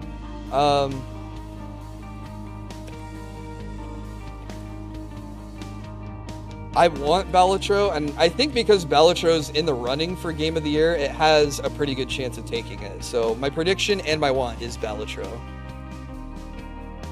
Best esports athlete. Okay, so this will be quick. When I did play League, I also watched a lot of LCS. Faker is an esports athlete on another level. And the other thing that stands out to me too is for how long he's been the number one player. Like, it doesn't seem like his skill or his reaction or anything has gotten worse as he's gotten older. No carpal tunnel, no, like, I don't know, drug issues. Like, I don't know what happens to other esports athletes. Just the fact that Faker has been insane for as long as he has. He is the best. I'm sorry, I'm sure these Russian guys are pretty good. I don't see any of this. I used to watch a lot of StarCraft 2 esports wise, so I don't see like actually I don't even know if any of the StarCraft 2 people still play. Like did Blizzard kill the support for StarCraft 2? Is that even a competitive esports anymore? He just did win Worlds again this year? Oh, well then he is the best esports athlete if he just won Worlds again. Yeah. Best athlete, Faker. So best team is going to be T1. Oh, best esports game. It would help a lot if they show which game each of these players are known for. True. Alex Sib, I'm guessing he's a Dota player. Actually, that seems like a fun game. Let's see if we can guess what these guys play. All right. I think Alex Sib is a Dota player. All right. How off am I on that?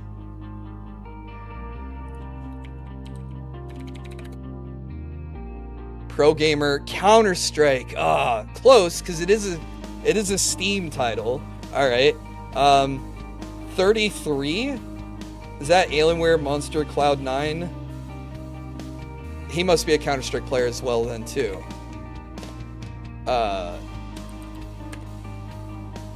No, he's Dota! Oh, I got it backwards! Okay, 33 is a Dota player. Alex Sib's Counter-Strike. Okay, Chovy. Jung Ji-hoon. Korean name. Could be StarCraft. Could be League. He's not on the same team as Faker, is he? I did mix myself up, yeah. I guess he could also play Counter-Strike. Did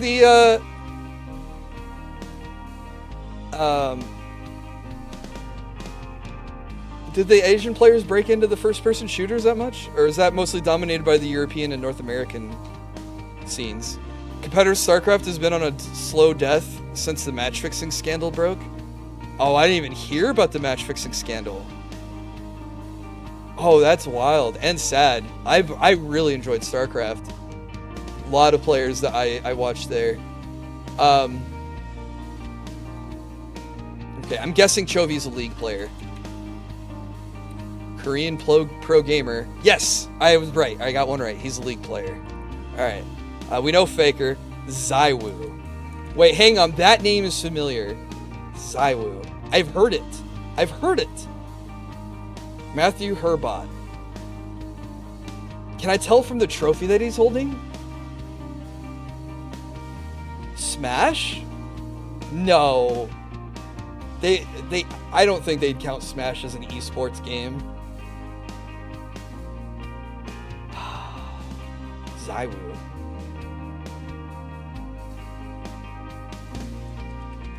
Oh, it's so tough. He looks like he's holding a Counter-Strike trophy. Okay, I'm guessing Counter-Strike.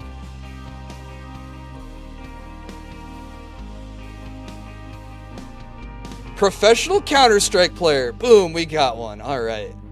Born in the year 2000. Good lord. Okay, and then ZMJJKK. He looks like he's at a League of Legends scene. That background, he's totally playing League of Legends.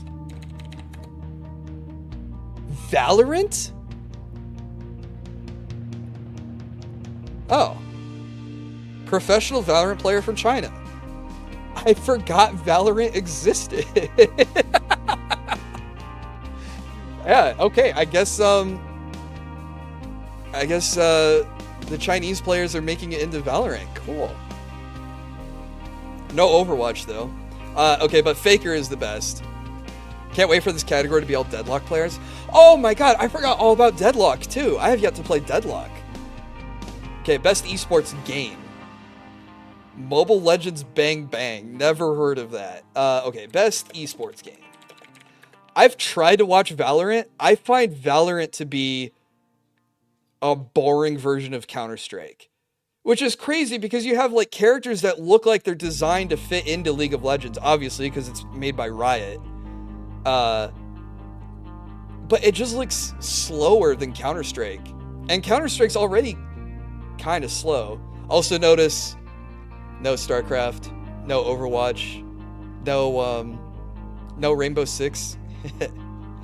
I want to pick Dota 2 for this. I feel like Dota 2 has had the better prize pool than League. That's interesting. That's something to look up. Which game has the better prize pool? Dota 2. Oh, the International, right? TI. $2.6 million for 2024. Okay. League of Legends prize pool. 2024. 2,225,000. So just under Dota. I feel like Dota gets more eyes. Ooh, that's a good question. Okay, Dota 2 viewership. 2024. Oh, esportscharts.com.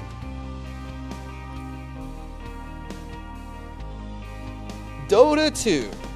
All-time peak viewers. 3 million. Okay, 2.75 million in 2021 for the International. Okay, games.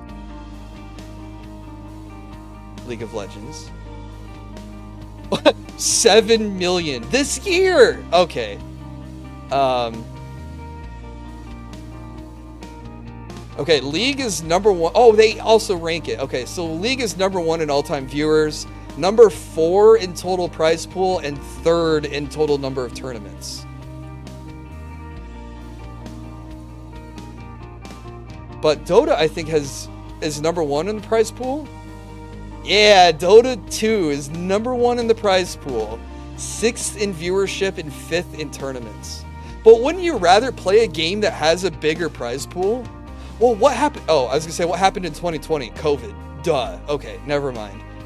I was like, they went from 46 million to 9 million from 2019 to 2020, and then it jumped right back up. Wow, it's on a huge downturn though. 3 years ago they had 49 million, and this year they only had 19 million.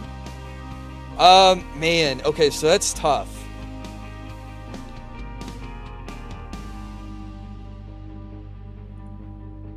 I wonder how Counter-Strike ranks.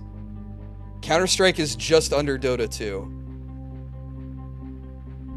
Same viewership. Oh my god, the prize pool on Counter-Strike is insane. It's 2nd. It is right under Dota. And 2nd for the number of tournaments. Man, best esports game might be Counter-Strike. Looking at the stats. The TI has way better integration. Oh yeah, like I can log into Dota 2 and watch the international from my Dota 2 client. I can also buy Dota 2 cosmetics or earn cosmetics related to the international. Like they have international only cosmetics and stuff. And so the community buys this and it pays into the tournament pool that gets paid out later. It's a really cool system. Yeah, according to esports charts, escharts.com. Oh my god. Honor of Kings is the #1 game by prize money. But have I considered KDA? Those are good skins. All-time... Oh, okay, here we go. Oh, Fortnite is #5. Why isn't Fortnite under best esports game?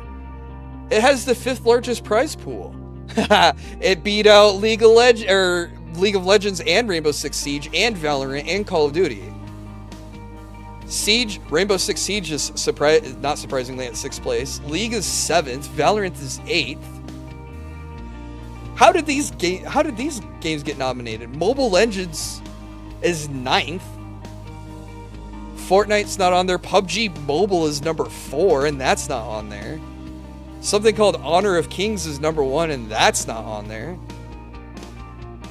Bought and paid for. True. Now it just comes down to which community I think. I want Dota 2 to win. Because I think Dota 2 does the esports scene the best. Watching professional players in the client, buying cosmetics to pay into the prize pool for the tournaments. And it's not even just the international. I can watch multiple tournaments throughout the year on Dota. Arcane watchers are voting. True. Dota needs a TV show. Dota also has... I like the history of Dota. Starting off as a Warcraft 3 custom game mode. We'd play that back in the day. That's probably partly why I didn't graduate college. I was too busy playing Dota. But Counter-Strike also has history with me too, because I used to play in Counter-Strike tournaments way back in the day. I did play in League tournaments though, to be fair. I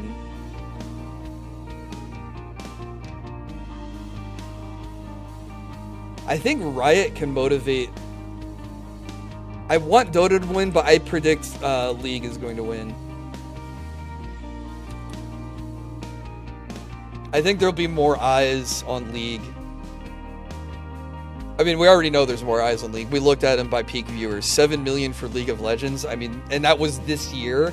There's definitely more League people out there that are going to vote. So I think League of Legends wins the category, but I think it should go to Dota. I think Dota does a much better job with integrating and supporting their esports. Obviously, they do a better job supporting esports with their prize pool. Like, here, Dota's all-time prize pool is $331 million. That's twice #2, which is Counter-Strike at $153 million. And then League is 4th at $100 million. Like, the esports people... And that's prize pool, so that's what the people are competing for. The players are. I feel like that you have to support the tournaments, and by having that much prize pool available, and it's community funded, it just makes sense. Hard calling it for Mobile Legends. Dude, like, Honor of Kings gets completely snubbed, and then yeah, we'll have Mobile Legends coming out of 9th place to snipe it from everyone else. Best esports team is going to be I like Navi and Team Liquid, but it's got to be SKT. Is it SKT T1? Yeah, South Korea Telecom Team 1. Yeah, they're the best because they have Faker. Best esports team. Obviously. especially if you just won Worlds. Best family game. Billy Billy.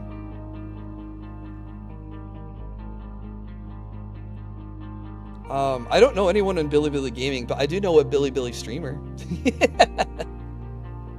Best family game, I'm gonna pick Super Mario. Mario? Why did I say it like that? Super Mario Party Jamboree. I forgot about the Princess Peach game. I didn't think Legend of Zelda Echoes of Wisdom was a multiplayer game, and I feel like a family game, you need to sit down and have all 4 controllers plugged in.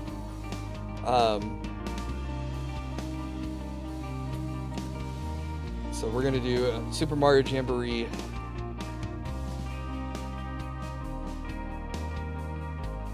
So Billy Billy does make some good donga on stuff that would have never been made without them. Donga? Multiverses? Did that come out this year, or is that... I thought Multiverses came out last year. Oh, this is Best Fighting Game. Which I don't know why we get through all the esports stuff and then get to fighting games. Like, all the gaming categories should be at the top, and then, like, creators and everything else should be down. That was the beta? Oh, that's cheating. I could just have a beta get nominated, and then... Wait, no, unless it didn't get nominated last year, then I don't care. Wait, Tekken 8? Did that come out this year?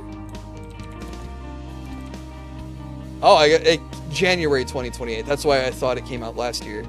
Man. Tekken versus Dragon Ball versus Grand Blue. I think Grand Blue's probably the weaker title. I don't think Multiverses or the arcade classics has a chance of taking it. I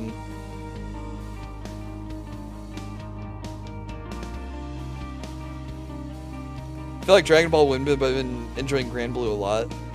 I didn't play this Grand Blue. No, I didn't play Grand Blue. I'm thinking of Guilty Gear. I've never played a Grand Blue game. So I think because Grand Blue is so obscure, I don't think it has a chance. So my prediction is Dragon Ball Sparking Zero. They hit their peaks years ago, but now they full release, they can be nominated. Yeah, which, in that case, Baldur's Gate should have been exempt from last year, because that was in early access for like 4 years prior. I think it's safe to say Dragon Ball Sparking Zero for Best Fighting Game. Best Game Direction. What? This is such a worthless category, too. Because all 6 nominations, this just mirrors the Game of the Year nominations. Alright, look at this. Astrobot, Balatro, Wukong, Elden Ring, Final Fantasy Metaphor. Best Game Direction. Astrobot, Balatro, Wukong, Elden Ring, Final Fantasy Metaphor. Is this so like...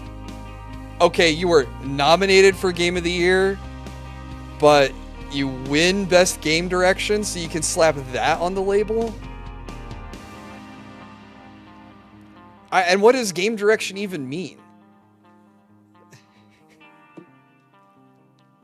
Second place Cope Award. Exactly! Exactly what I think it feels like. Punch my mic.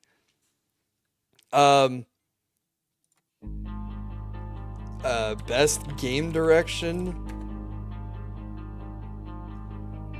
Well, it sounds like a lot of you guys, or a lot of people have reported to me saying that the Final Fantasy VII ending was bad.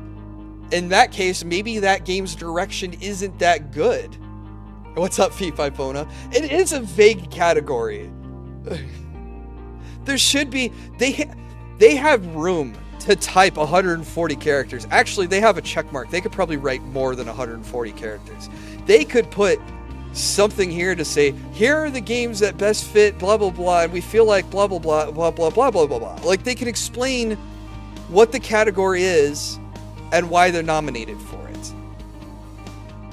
So when I go to cast my vote, I know that why I'm casting my vote, as opposed to you're just voting for the best game direction.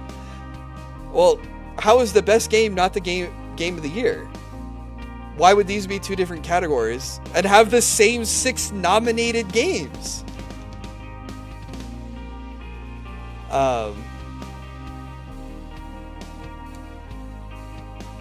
Bro, I don't even know which one to pick. It's not a bad ending, it was just convoluted. You're in the minority there from what other people have said in both chats, Arrow. I'm sorry.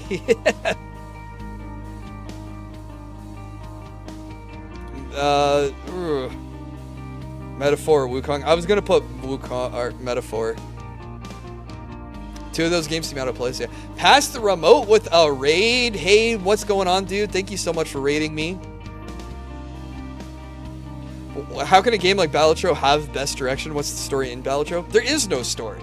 It's just shuffle your cards together and try to make a lot of poker chips before you lose. But it's a very straightforward game. It's like, hey, here's a little tutorial. Here's how you score points. Good luck. You know, like it shows you what happens.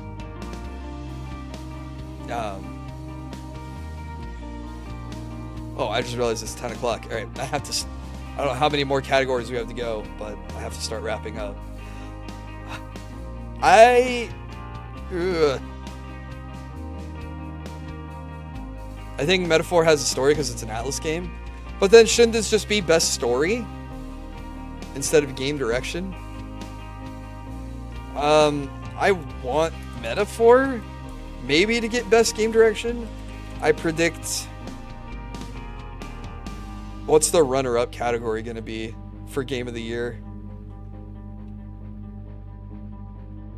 Has to sound artsy.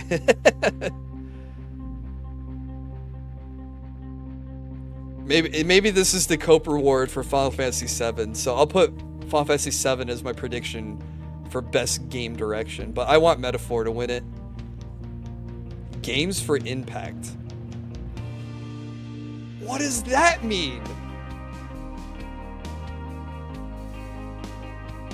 Wait, isn't Life is Strange another walking simulator?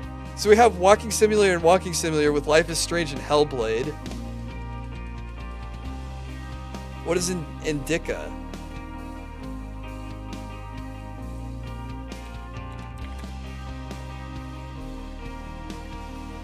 Surreal puzzle third-person horror? Okay.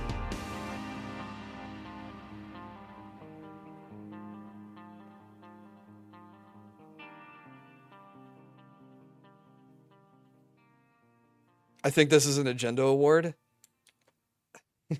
What's Closer the Distance? Life is Strange has time travel? Okay. Narrative, story-rich, life sim, drama, casual. Close the Distance is a slice of life sim that tells the deeply emotional story about the connections between family and friends in the face of tragedy. Unearth long-kept secrets, repair relationships, and help your loved ones move on. This sounds horribly depressing. Life is Strange is just lesbians?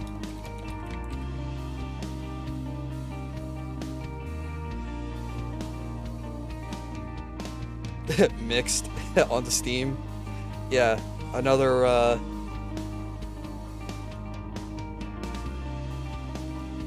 published by Square Enix, really? Okay. Tales of Kenzera Zhao. Whoa, what did I just click on? No Grok. Oh god. I didn't even know what I clicked on, what was gonna load. Tales of Zen Kenzera.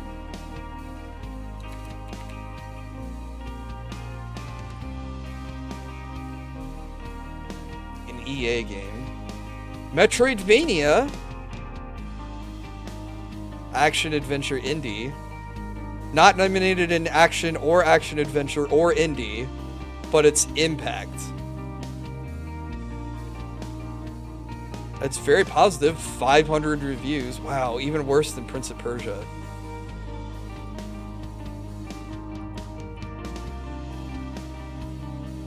It doesn't look bad. don't know. I just don't know what most impactful game is. Or best impact. I'm like, what is that supposed to... Games for impact.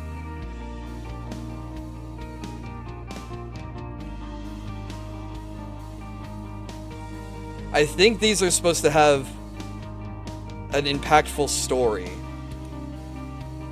After reading about Indica and Closer to the Distance, I think these are games that have... No. These aren't social justice games. Well, maybe Life is Strange is. I don't know. But after reading the description for Close the Distance and Indica and Tales of Kenzura, it sounds like these have like an emotional impact on something that happens to the main character. No, I'm trying to be fair in saying that it doesn't have woke, but it sounds like Tales of Kenzura has a heartache moment. Indica definitely does. Close to the Distance is all that deals with is heartache, and Life is Strange has its own drama too. So I think there's... Oh, you're being fair, we ain't.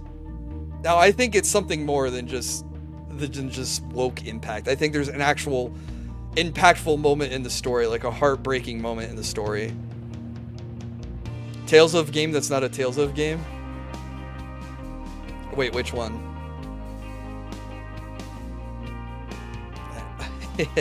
The only one I was kind of interested in was Zao. Zao looks really cool too.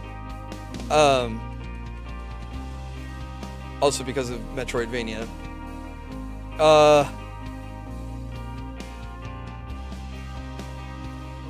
I think Life is Strange wins this one just because I think it's the biggest title of the 6.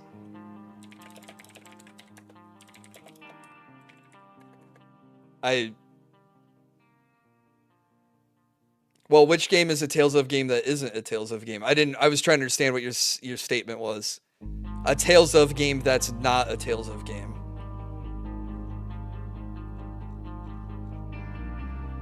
Best independent game. Oh, Tales of Kenzura. Okay. Oh, duh. Because it uses the Tales of, but it's not the RPG. I got you. I'm sorry. I'm sorry. I don't know how I confused myself reading your statement. So now we have the best independent game.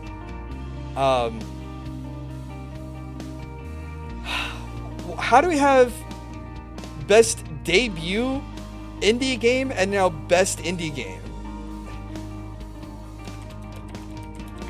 I'm picking Balatro. What is Lorelei and the Laser Eyes? Is that anything cool?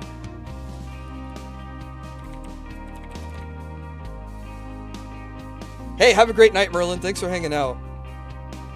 Adventure, puzzle, action, exploration, stylized. Okay, this looks a little... Oh. It is stylized. It's like, what was that game called? Obra Dinn stylized. In a way. Black and white with the turned down graphics. Not quite the same diffusion, though. Wait, hang on. Is this the same Annapurna Interactive? Same company that did Outer Wilds? They did Stray, Cocoon, which was last year's nominated. Neon White, okay. Outer Wilds. Interesting. Alright, I'll give this one a little bit more credit because this the stage is set, imagine a Baroque manor, perhaps a hotel or museum somewhere in Central Europe. A woman wanders in search of answers.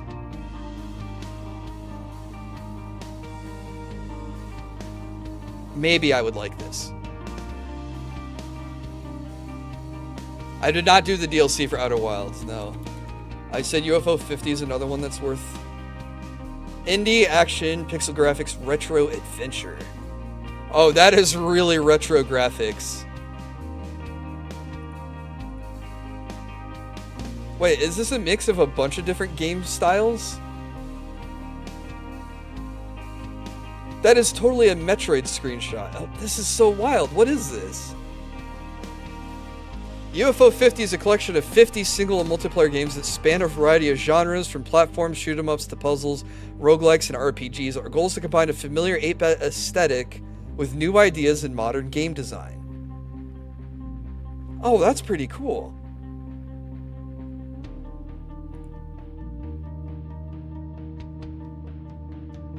This is a really cool idea.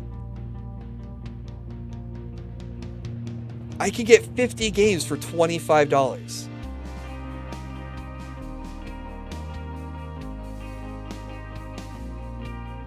That's what, 50 cents a game? Does that math work out? I think so. Because if it was 50 games for a dollar each, it'd be $50. Yeah. Math checks out. Okay, it looks really cool. I'll have to check this out. It's like, what if Action 52 was good? I don't know what Action 52 is. Of course I type action and I get Action Taimanin. Alright, I wishlisted UFO 50. Okay, so... Well, that's not fair, because UFO 50 is 50 games. Not one game. That's an AVGN reference? Okay. I'm putting Balatro down, but Lorelei looks really cool. I'll probably check that out.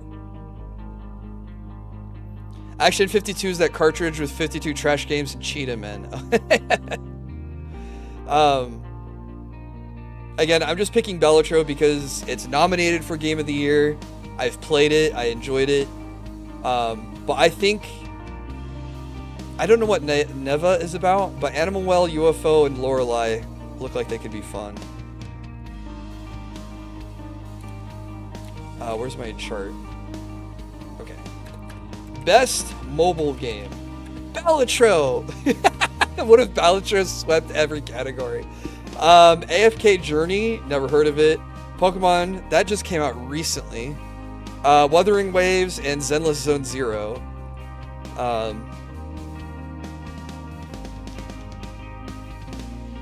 I think MiHoYo has been killing it, right? And they usually give incentives, right, to their players if they get voted. So part of me wants Balatro to win, but I predict ZZZ. So I'm the opposite of you, Arrow. I think ZZZ wins, but I want Balatro to win. Here we go. Best multiplayer. As much as I love Space Marine 2, I think it's got the worst multiplayer because it's only 3 people for the campaign and the multiplayer. The cooperative missions. I don't know about the actual PvP mode since I never played it. Call of Duty probably has a chance of taking it. Tekken, isn't that just 2 people? How can you say it's a good multiplayer when it's a 1v1? Like, it's worse than Space Marine 2. So, and I don't like Helldivers. I don't think Helldivers deserves to win anything. I mean, I'm kind of mad at the studio. I should give... The game is okay. The game is fun to play with people. As long as you're not playing with people who take it too seriously. Like, if they accidentally frag you and you go, oh my god, I can't believe you shot me, you killed me. Like, you get unlimited lives. You have 20 lives. But when you use up your last life, the game will replenish you a life over 90 seconds, I think, or something. Gonna be biased and pick Mario Party. The new Mario Party does like 20 people multiplayer though, too. But maybe I shouldn't be picking multiplayer based off of the number of people that can play it. But Call of Duty also has like... It's not...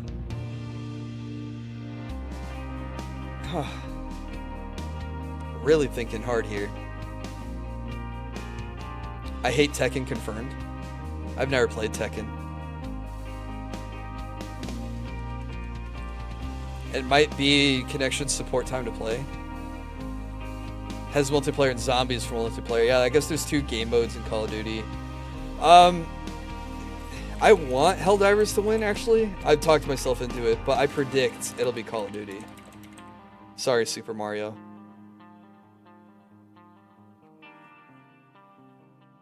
I think overall, Helldivers is the better multiplayer experience.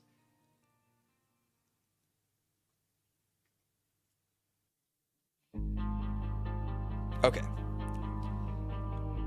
Sorry, I'm kind of like zooming along. Best narrative. So does that mean best story?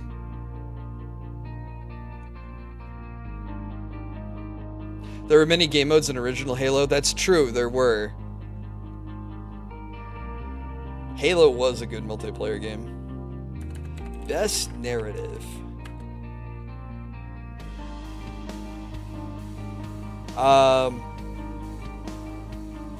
Well, I don't think people...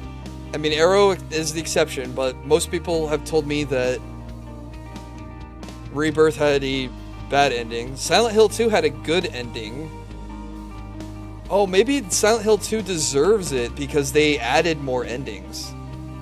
Why can't they be simple with the awards?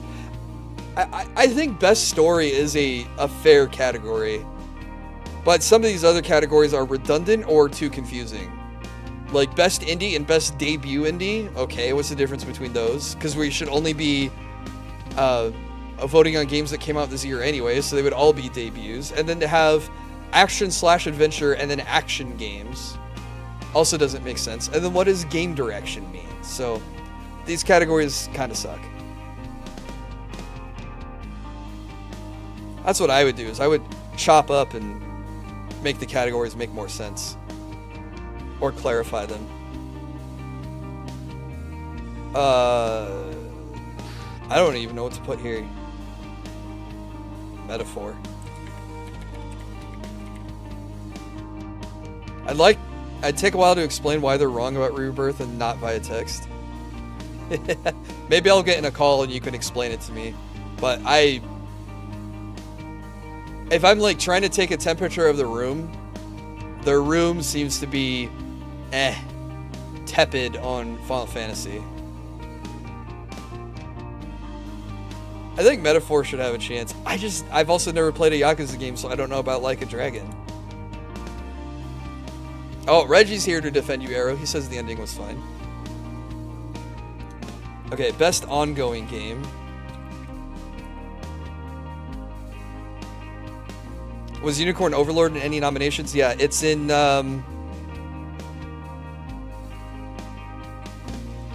Sim/strategy, there's Unicorn Overlord. There's still so many more categories to get to. Best ongoing game, I think, is going to be Final Fantasy XIV. I can say that safely. I feel like a lot of people got upset. Something happened in Destiny that pissed off a lot of Destiny players. Diablo 4 also started off pretty shaky and also has had some bad patches. Helldivers obviously has had some bad patches. Fortnite, I think, does relatively okay, but I think the Final Fantasy fan base is more motivated to come here and vote. So I think it's got the best shot. Yeah, I think the other problem with picking a game for best narrative and having a game that just came out recently, like when did Metaphor come out? Like maybe not enough people have played Metaphor to make a decision if they like it better than something else. October 11th. Okay, so this came out a month ago. Never mind. Oh, no, it took me months to get through Unicorn Overlord, so I don't know. How long is it? 65 hours. Okay. Yeah, never mind. It's probably too early for some people to definitively say if they like Metaphor's story over other stories. Especially with games in the best story category tending to be longer because they have more of a story to tell. So I guess it could be hard to pick one there. I'm picking Yakuza. I think that's fine, Waffles. I just don't have much. I just don't know much about the franchise. That's the word I'm looking for. So it's my ignorance that makes me go, I don't know if I would pick that one. So I think Metaphor gets it. Final Fantasy 14, because I think the other three categories are just bad, and then like Fortnite. I don't think the Fortnite player base is as motivated as the Final Fantasy base. Best performance.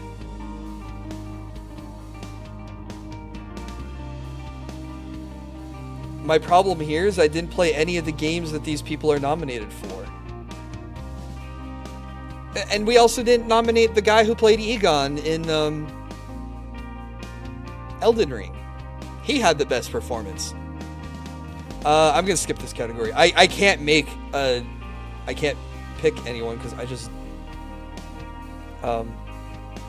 didn't play any of the games. So I have no clue what to pick. Best RPG.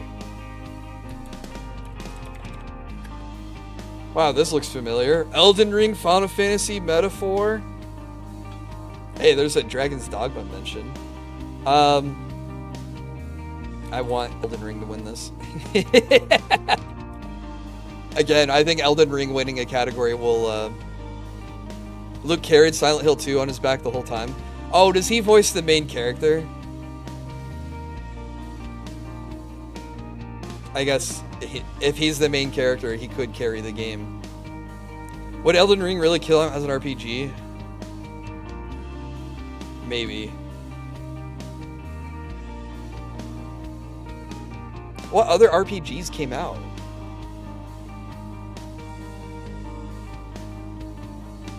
No, it's not a traditional one, no. Yeah, it's an action RPG, but I feel like these other RPGs, Dragon's Dogma, Final Fantasy, Like a Dragon, and Metaphor, is the traditional gather a party of people who have individual actual stories.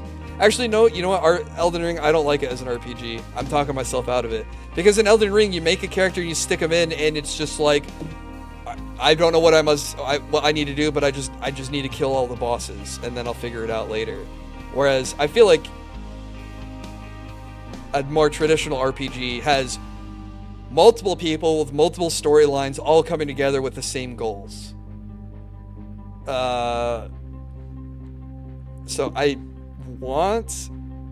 we never get tactic RPGs in this category? No, because they have a separate category for sim and strategy.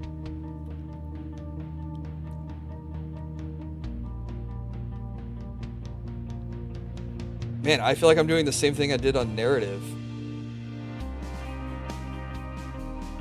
Probably Metaphor. That's my prediction. It shouldn't be Elden Ring. I don't think so.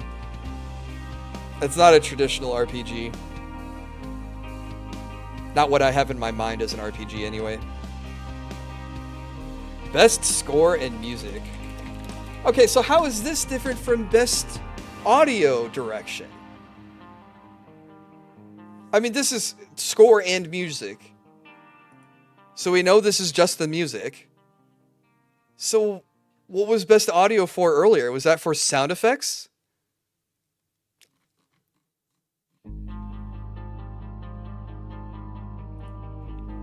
Okay, I want Final Fantasy to win this because I like Final Fantasy's music. Predict. Yeah, I guess it would be sound design as the previous category. I predict Silent Hill will win this category, though.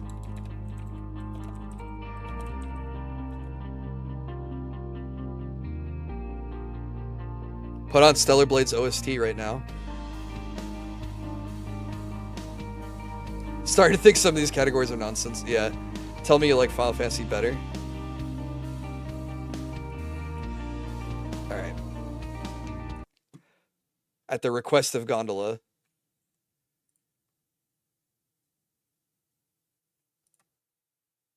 Stellar Blade OST. Can I listen to like 30 seconds without it killing me?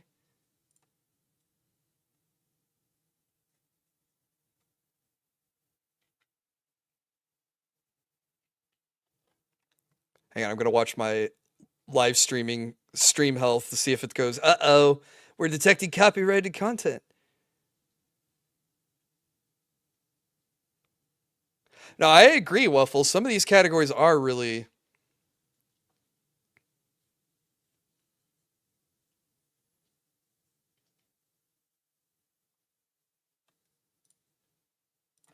All right, we're in the content ID alert. I actually didn't pop up, so I think we're good there. Um, all right, let's get their battle theme. Oh wait, you guys can't hear it.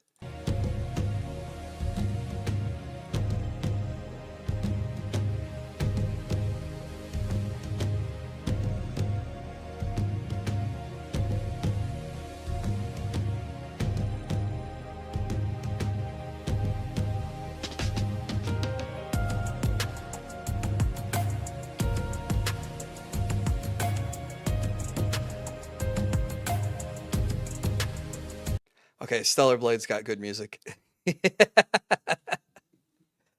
Hard. I should play Metaphor's battle theme.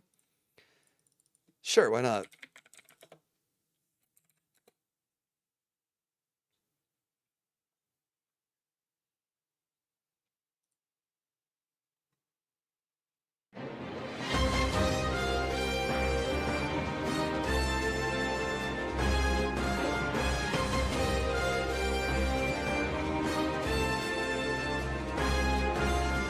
I should play Metaphor.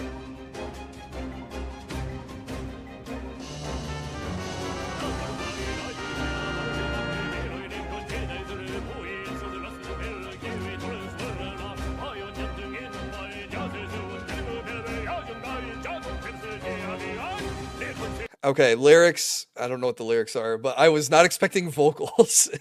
And at first I was like, oh, a battle theme with vocals. And I'm like, you know what? It's pretty energetic. I kind of like that. Also, big ups. Pauper Lives 34 links for 35 months. Almost 3 years, dude. Thank you so much for all the support, dude. I hope you're doing well. Really appreciate that. Oh, man. Now I'm like screwed up. I don't know what to pick for best music now. Battle theme with vocals is on brand with Atlas RPGs. It's Gregorian chanting, rapping monk. I don't know. You guys might have sold me on the metaphor music.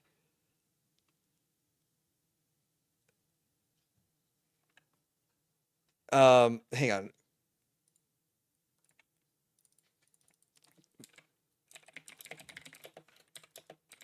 Is the music from Rebirth the same as like 7, just like, made remixed a little bit?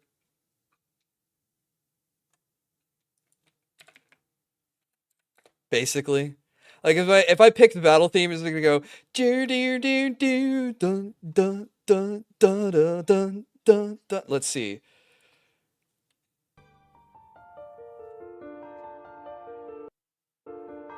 Wait, hang on. That's boss battle theme. I wanted just the regular battle theme. Does it only have the boss battles?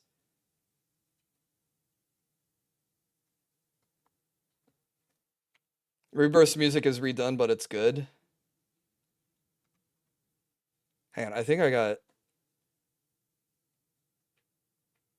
Square will get you for music. Really? Can't go wrong with Genova. Okay, we'll do Genova.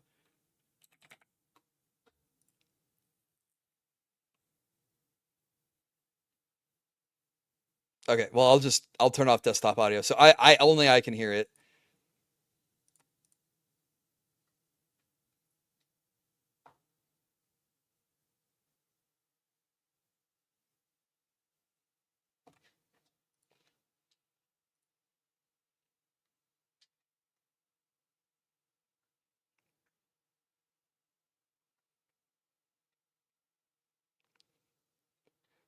Dude, the guy who ripped this video,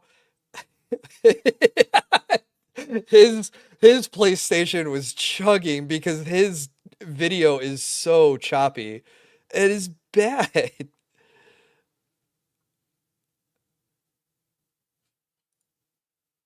Like how do you can't call this 1080 60.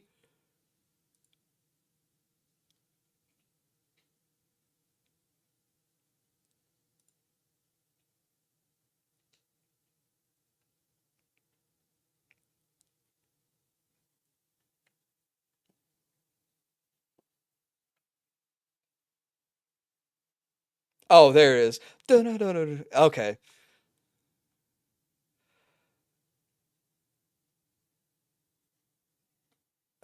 Okay, all right. All right.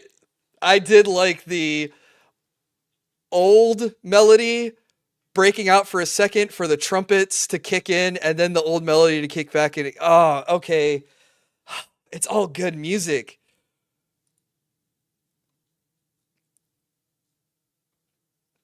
I'm changing from Silent Hill to Metaphor my prediction on what wins. I still want Final Fantasy to win just for the nostalgia factor. Um, man, even though it pains me to say that, because I've been kind of mean to Rebirth all night. Where were we? Okay. Best sim strategy, Unicorn Overlord. And it shouldn't even be a contest. Kinitsugami looked interesting. I didn't play it. Frostpunk I heard was really good. Age of Mythology, bleh. Manor Lords looked good, but I don't think it stands up to Unicorn Overlord. I wish Unicorn got more attention.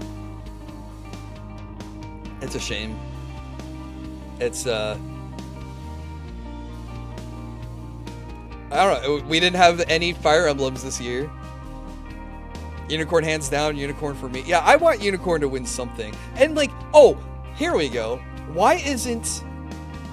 Yeah, there's another category. Not game direction, but it was a direction. Best art direction? Unicorn Overlord? Nowhere. The beautiful hand-drawn graphics and animations for Unicorn Overlord doesn't even get... You have space right here to put Unicorn as a 6th pick.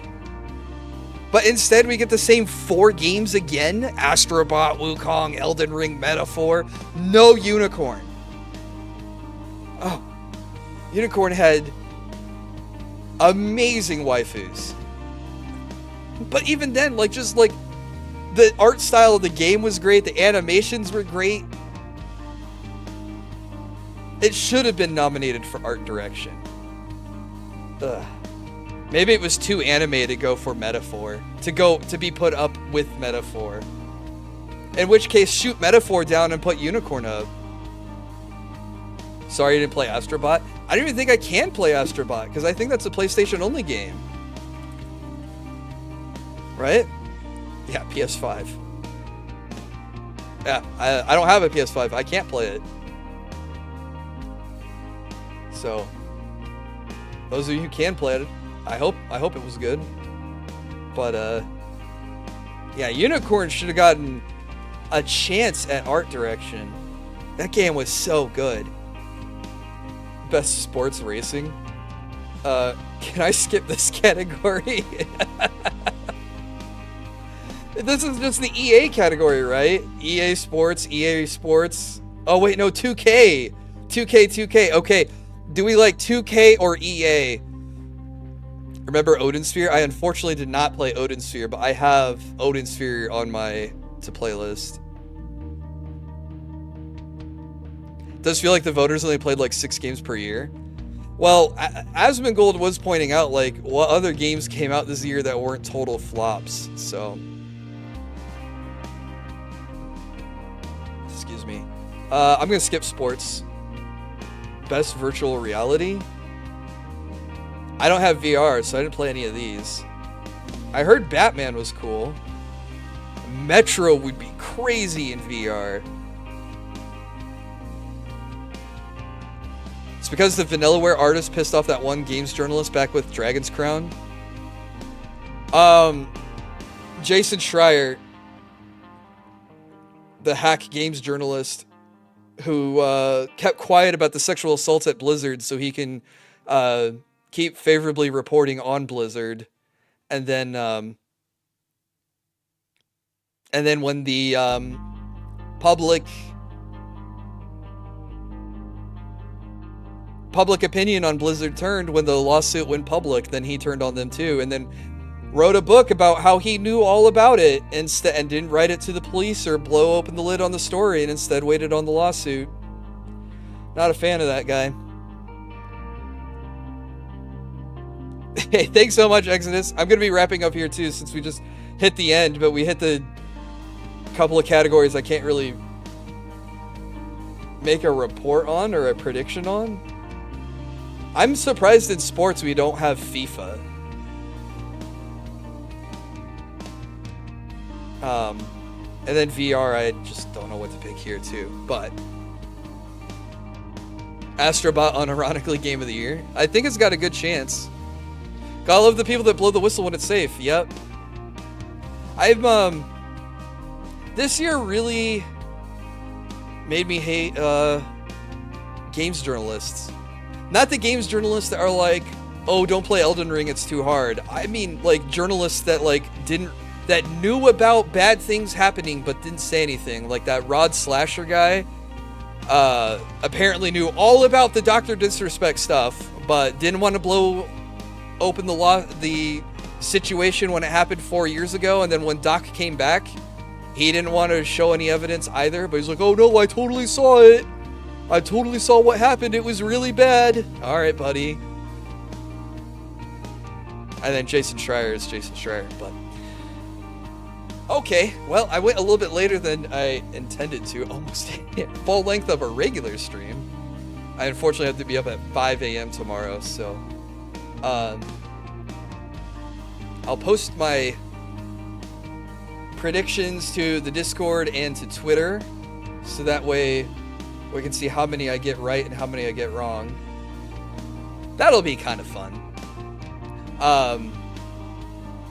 Next stream is Thursday. I'll be trying to finish Decline's Drops. Good stream. Hey guys, thanks so much.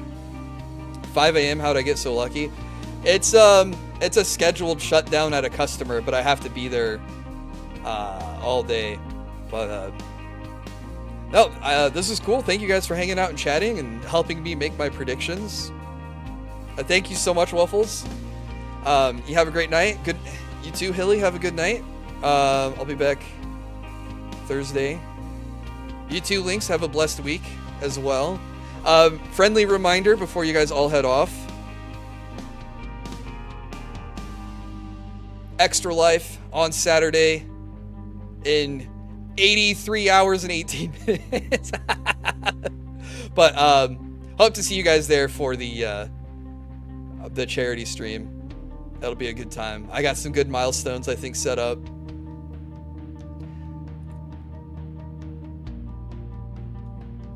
Yep, good night, Arrow. Good night, Reggie. Thanks so much again for hanging out, guys. Oh, I should find someone to raid.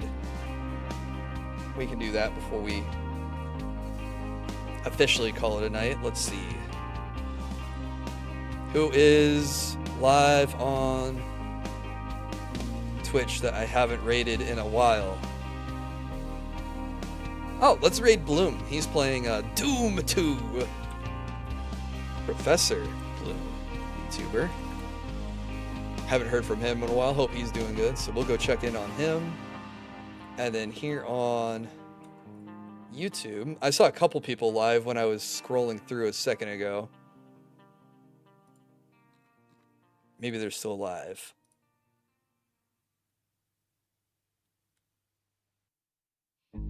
FL Studio. Oh, is that Fruity Loops? Is she making music? That's cool.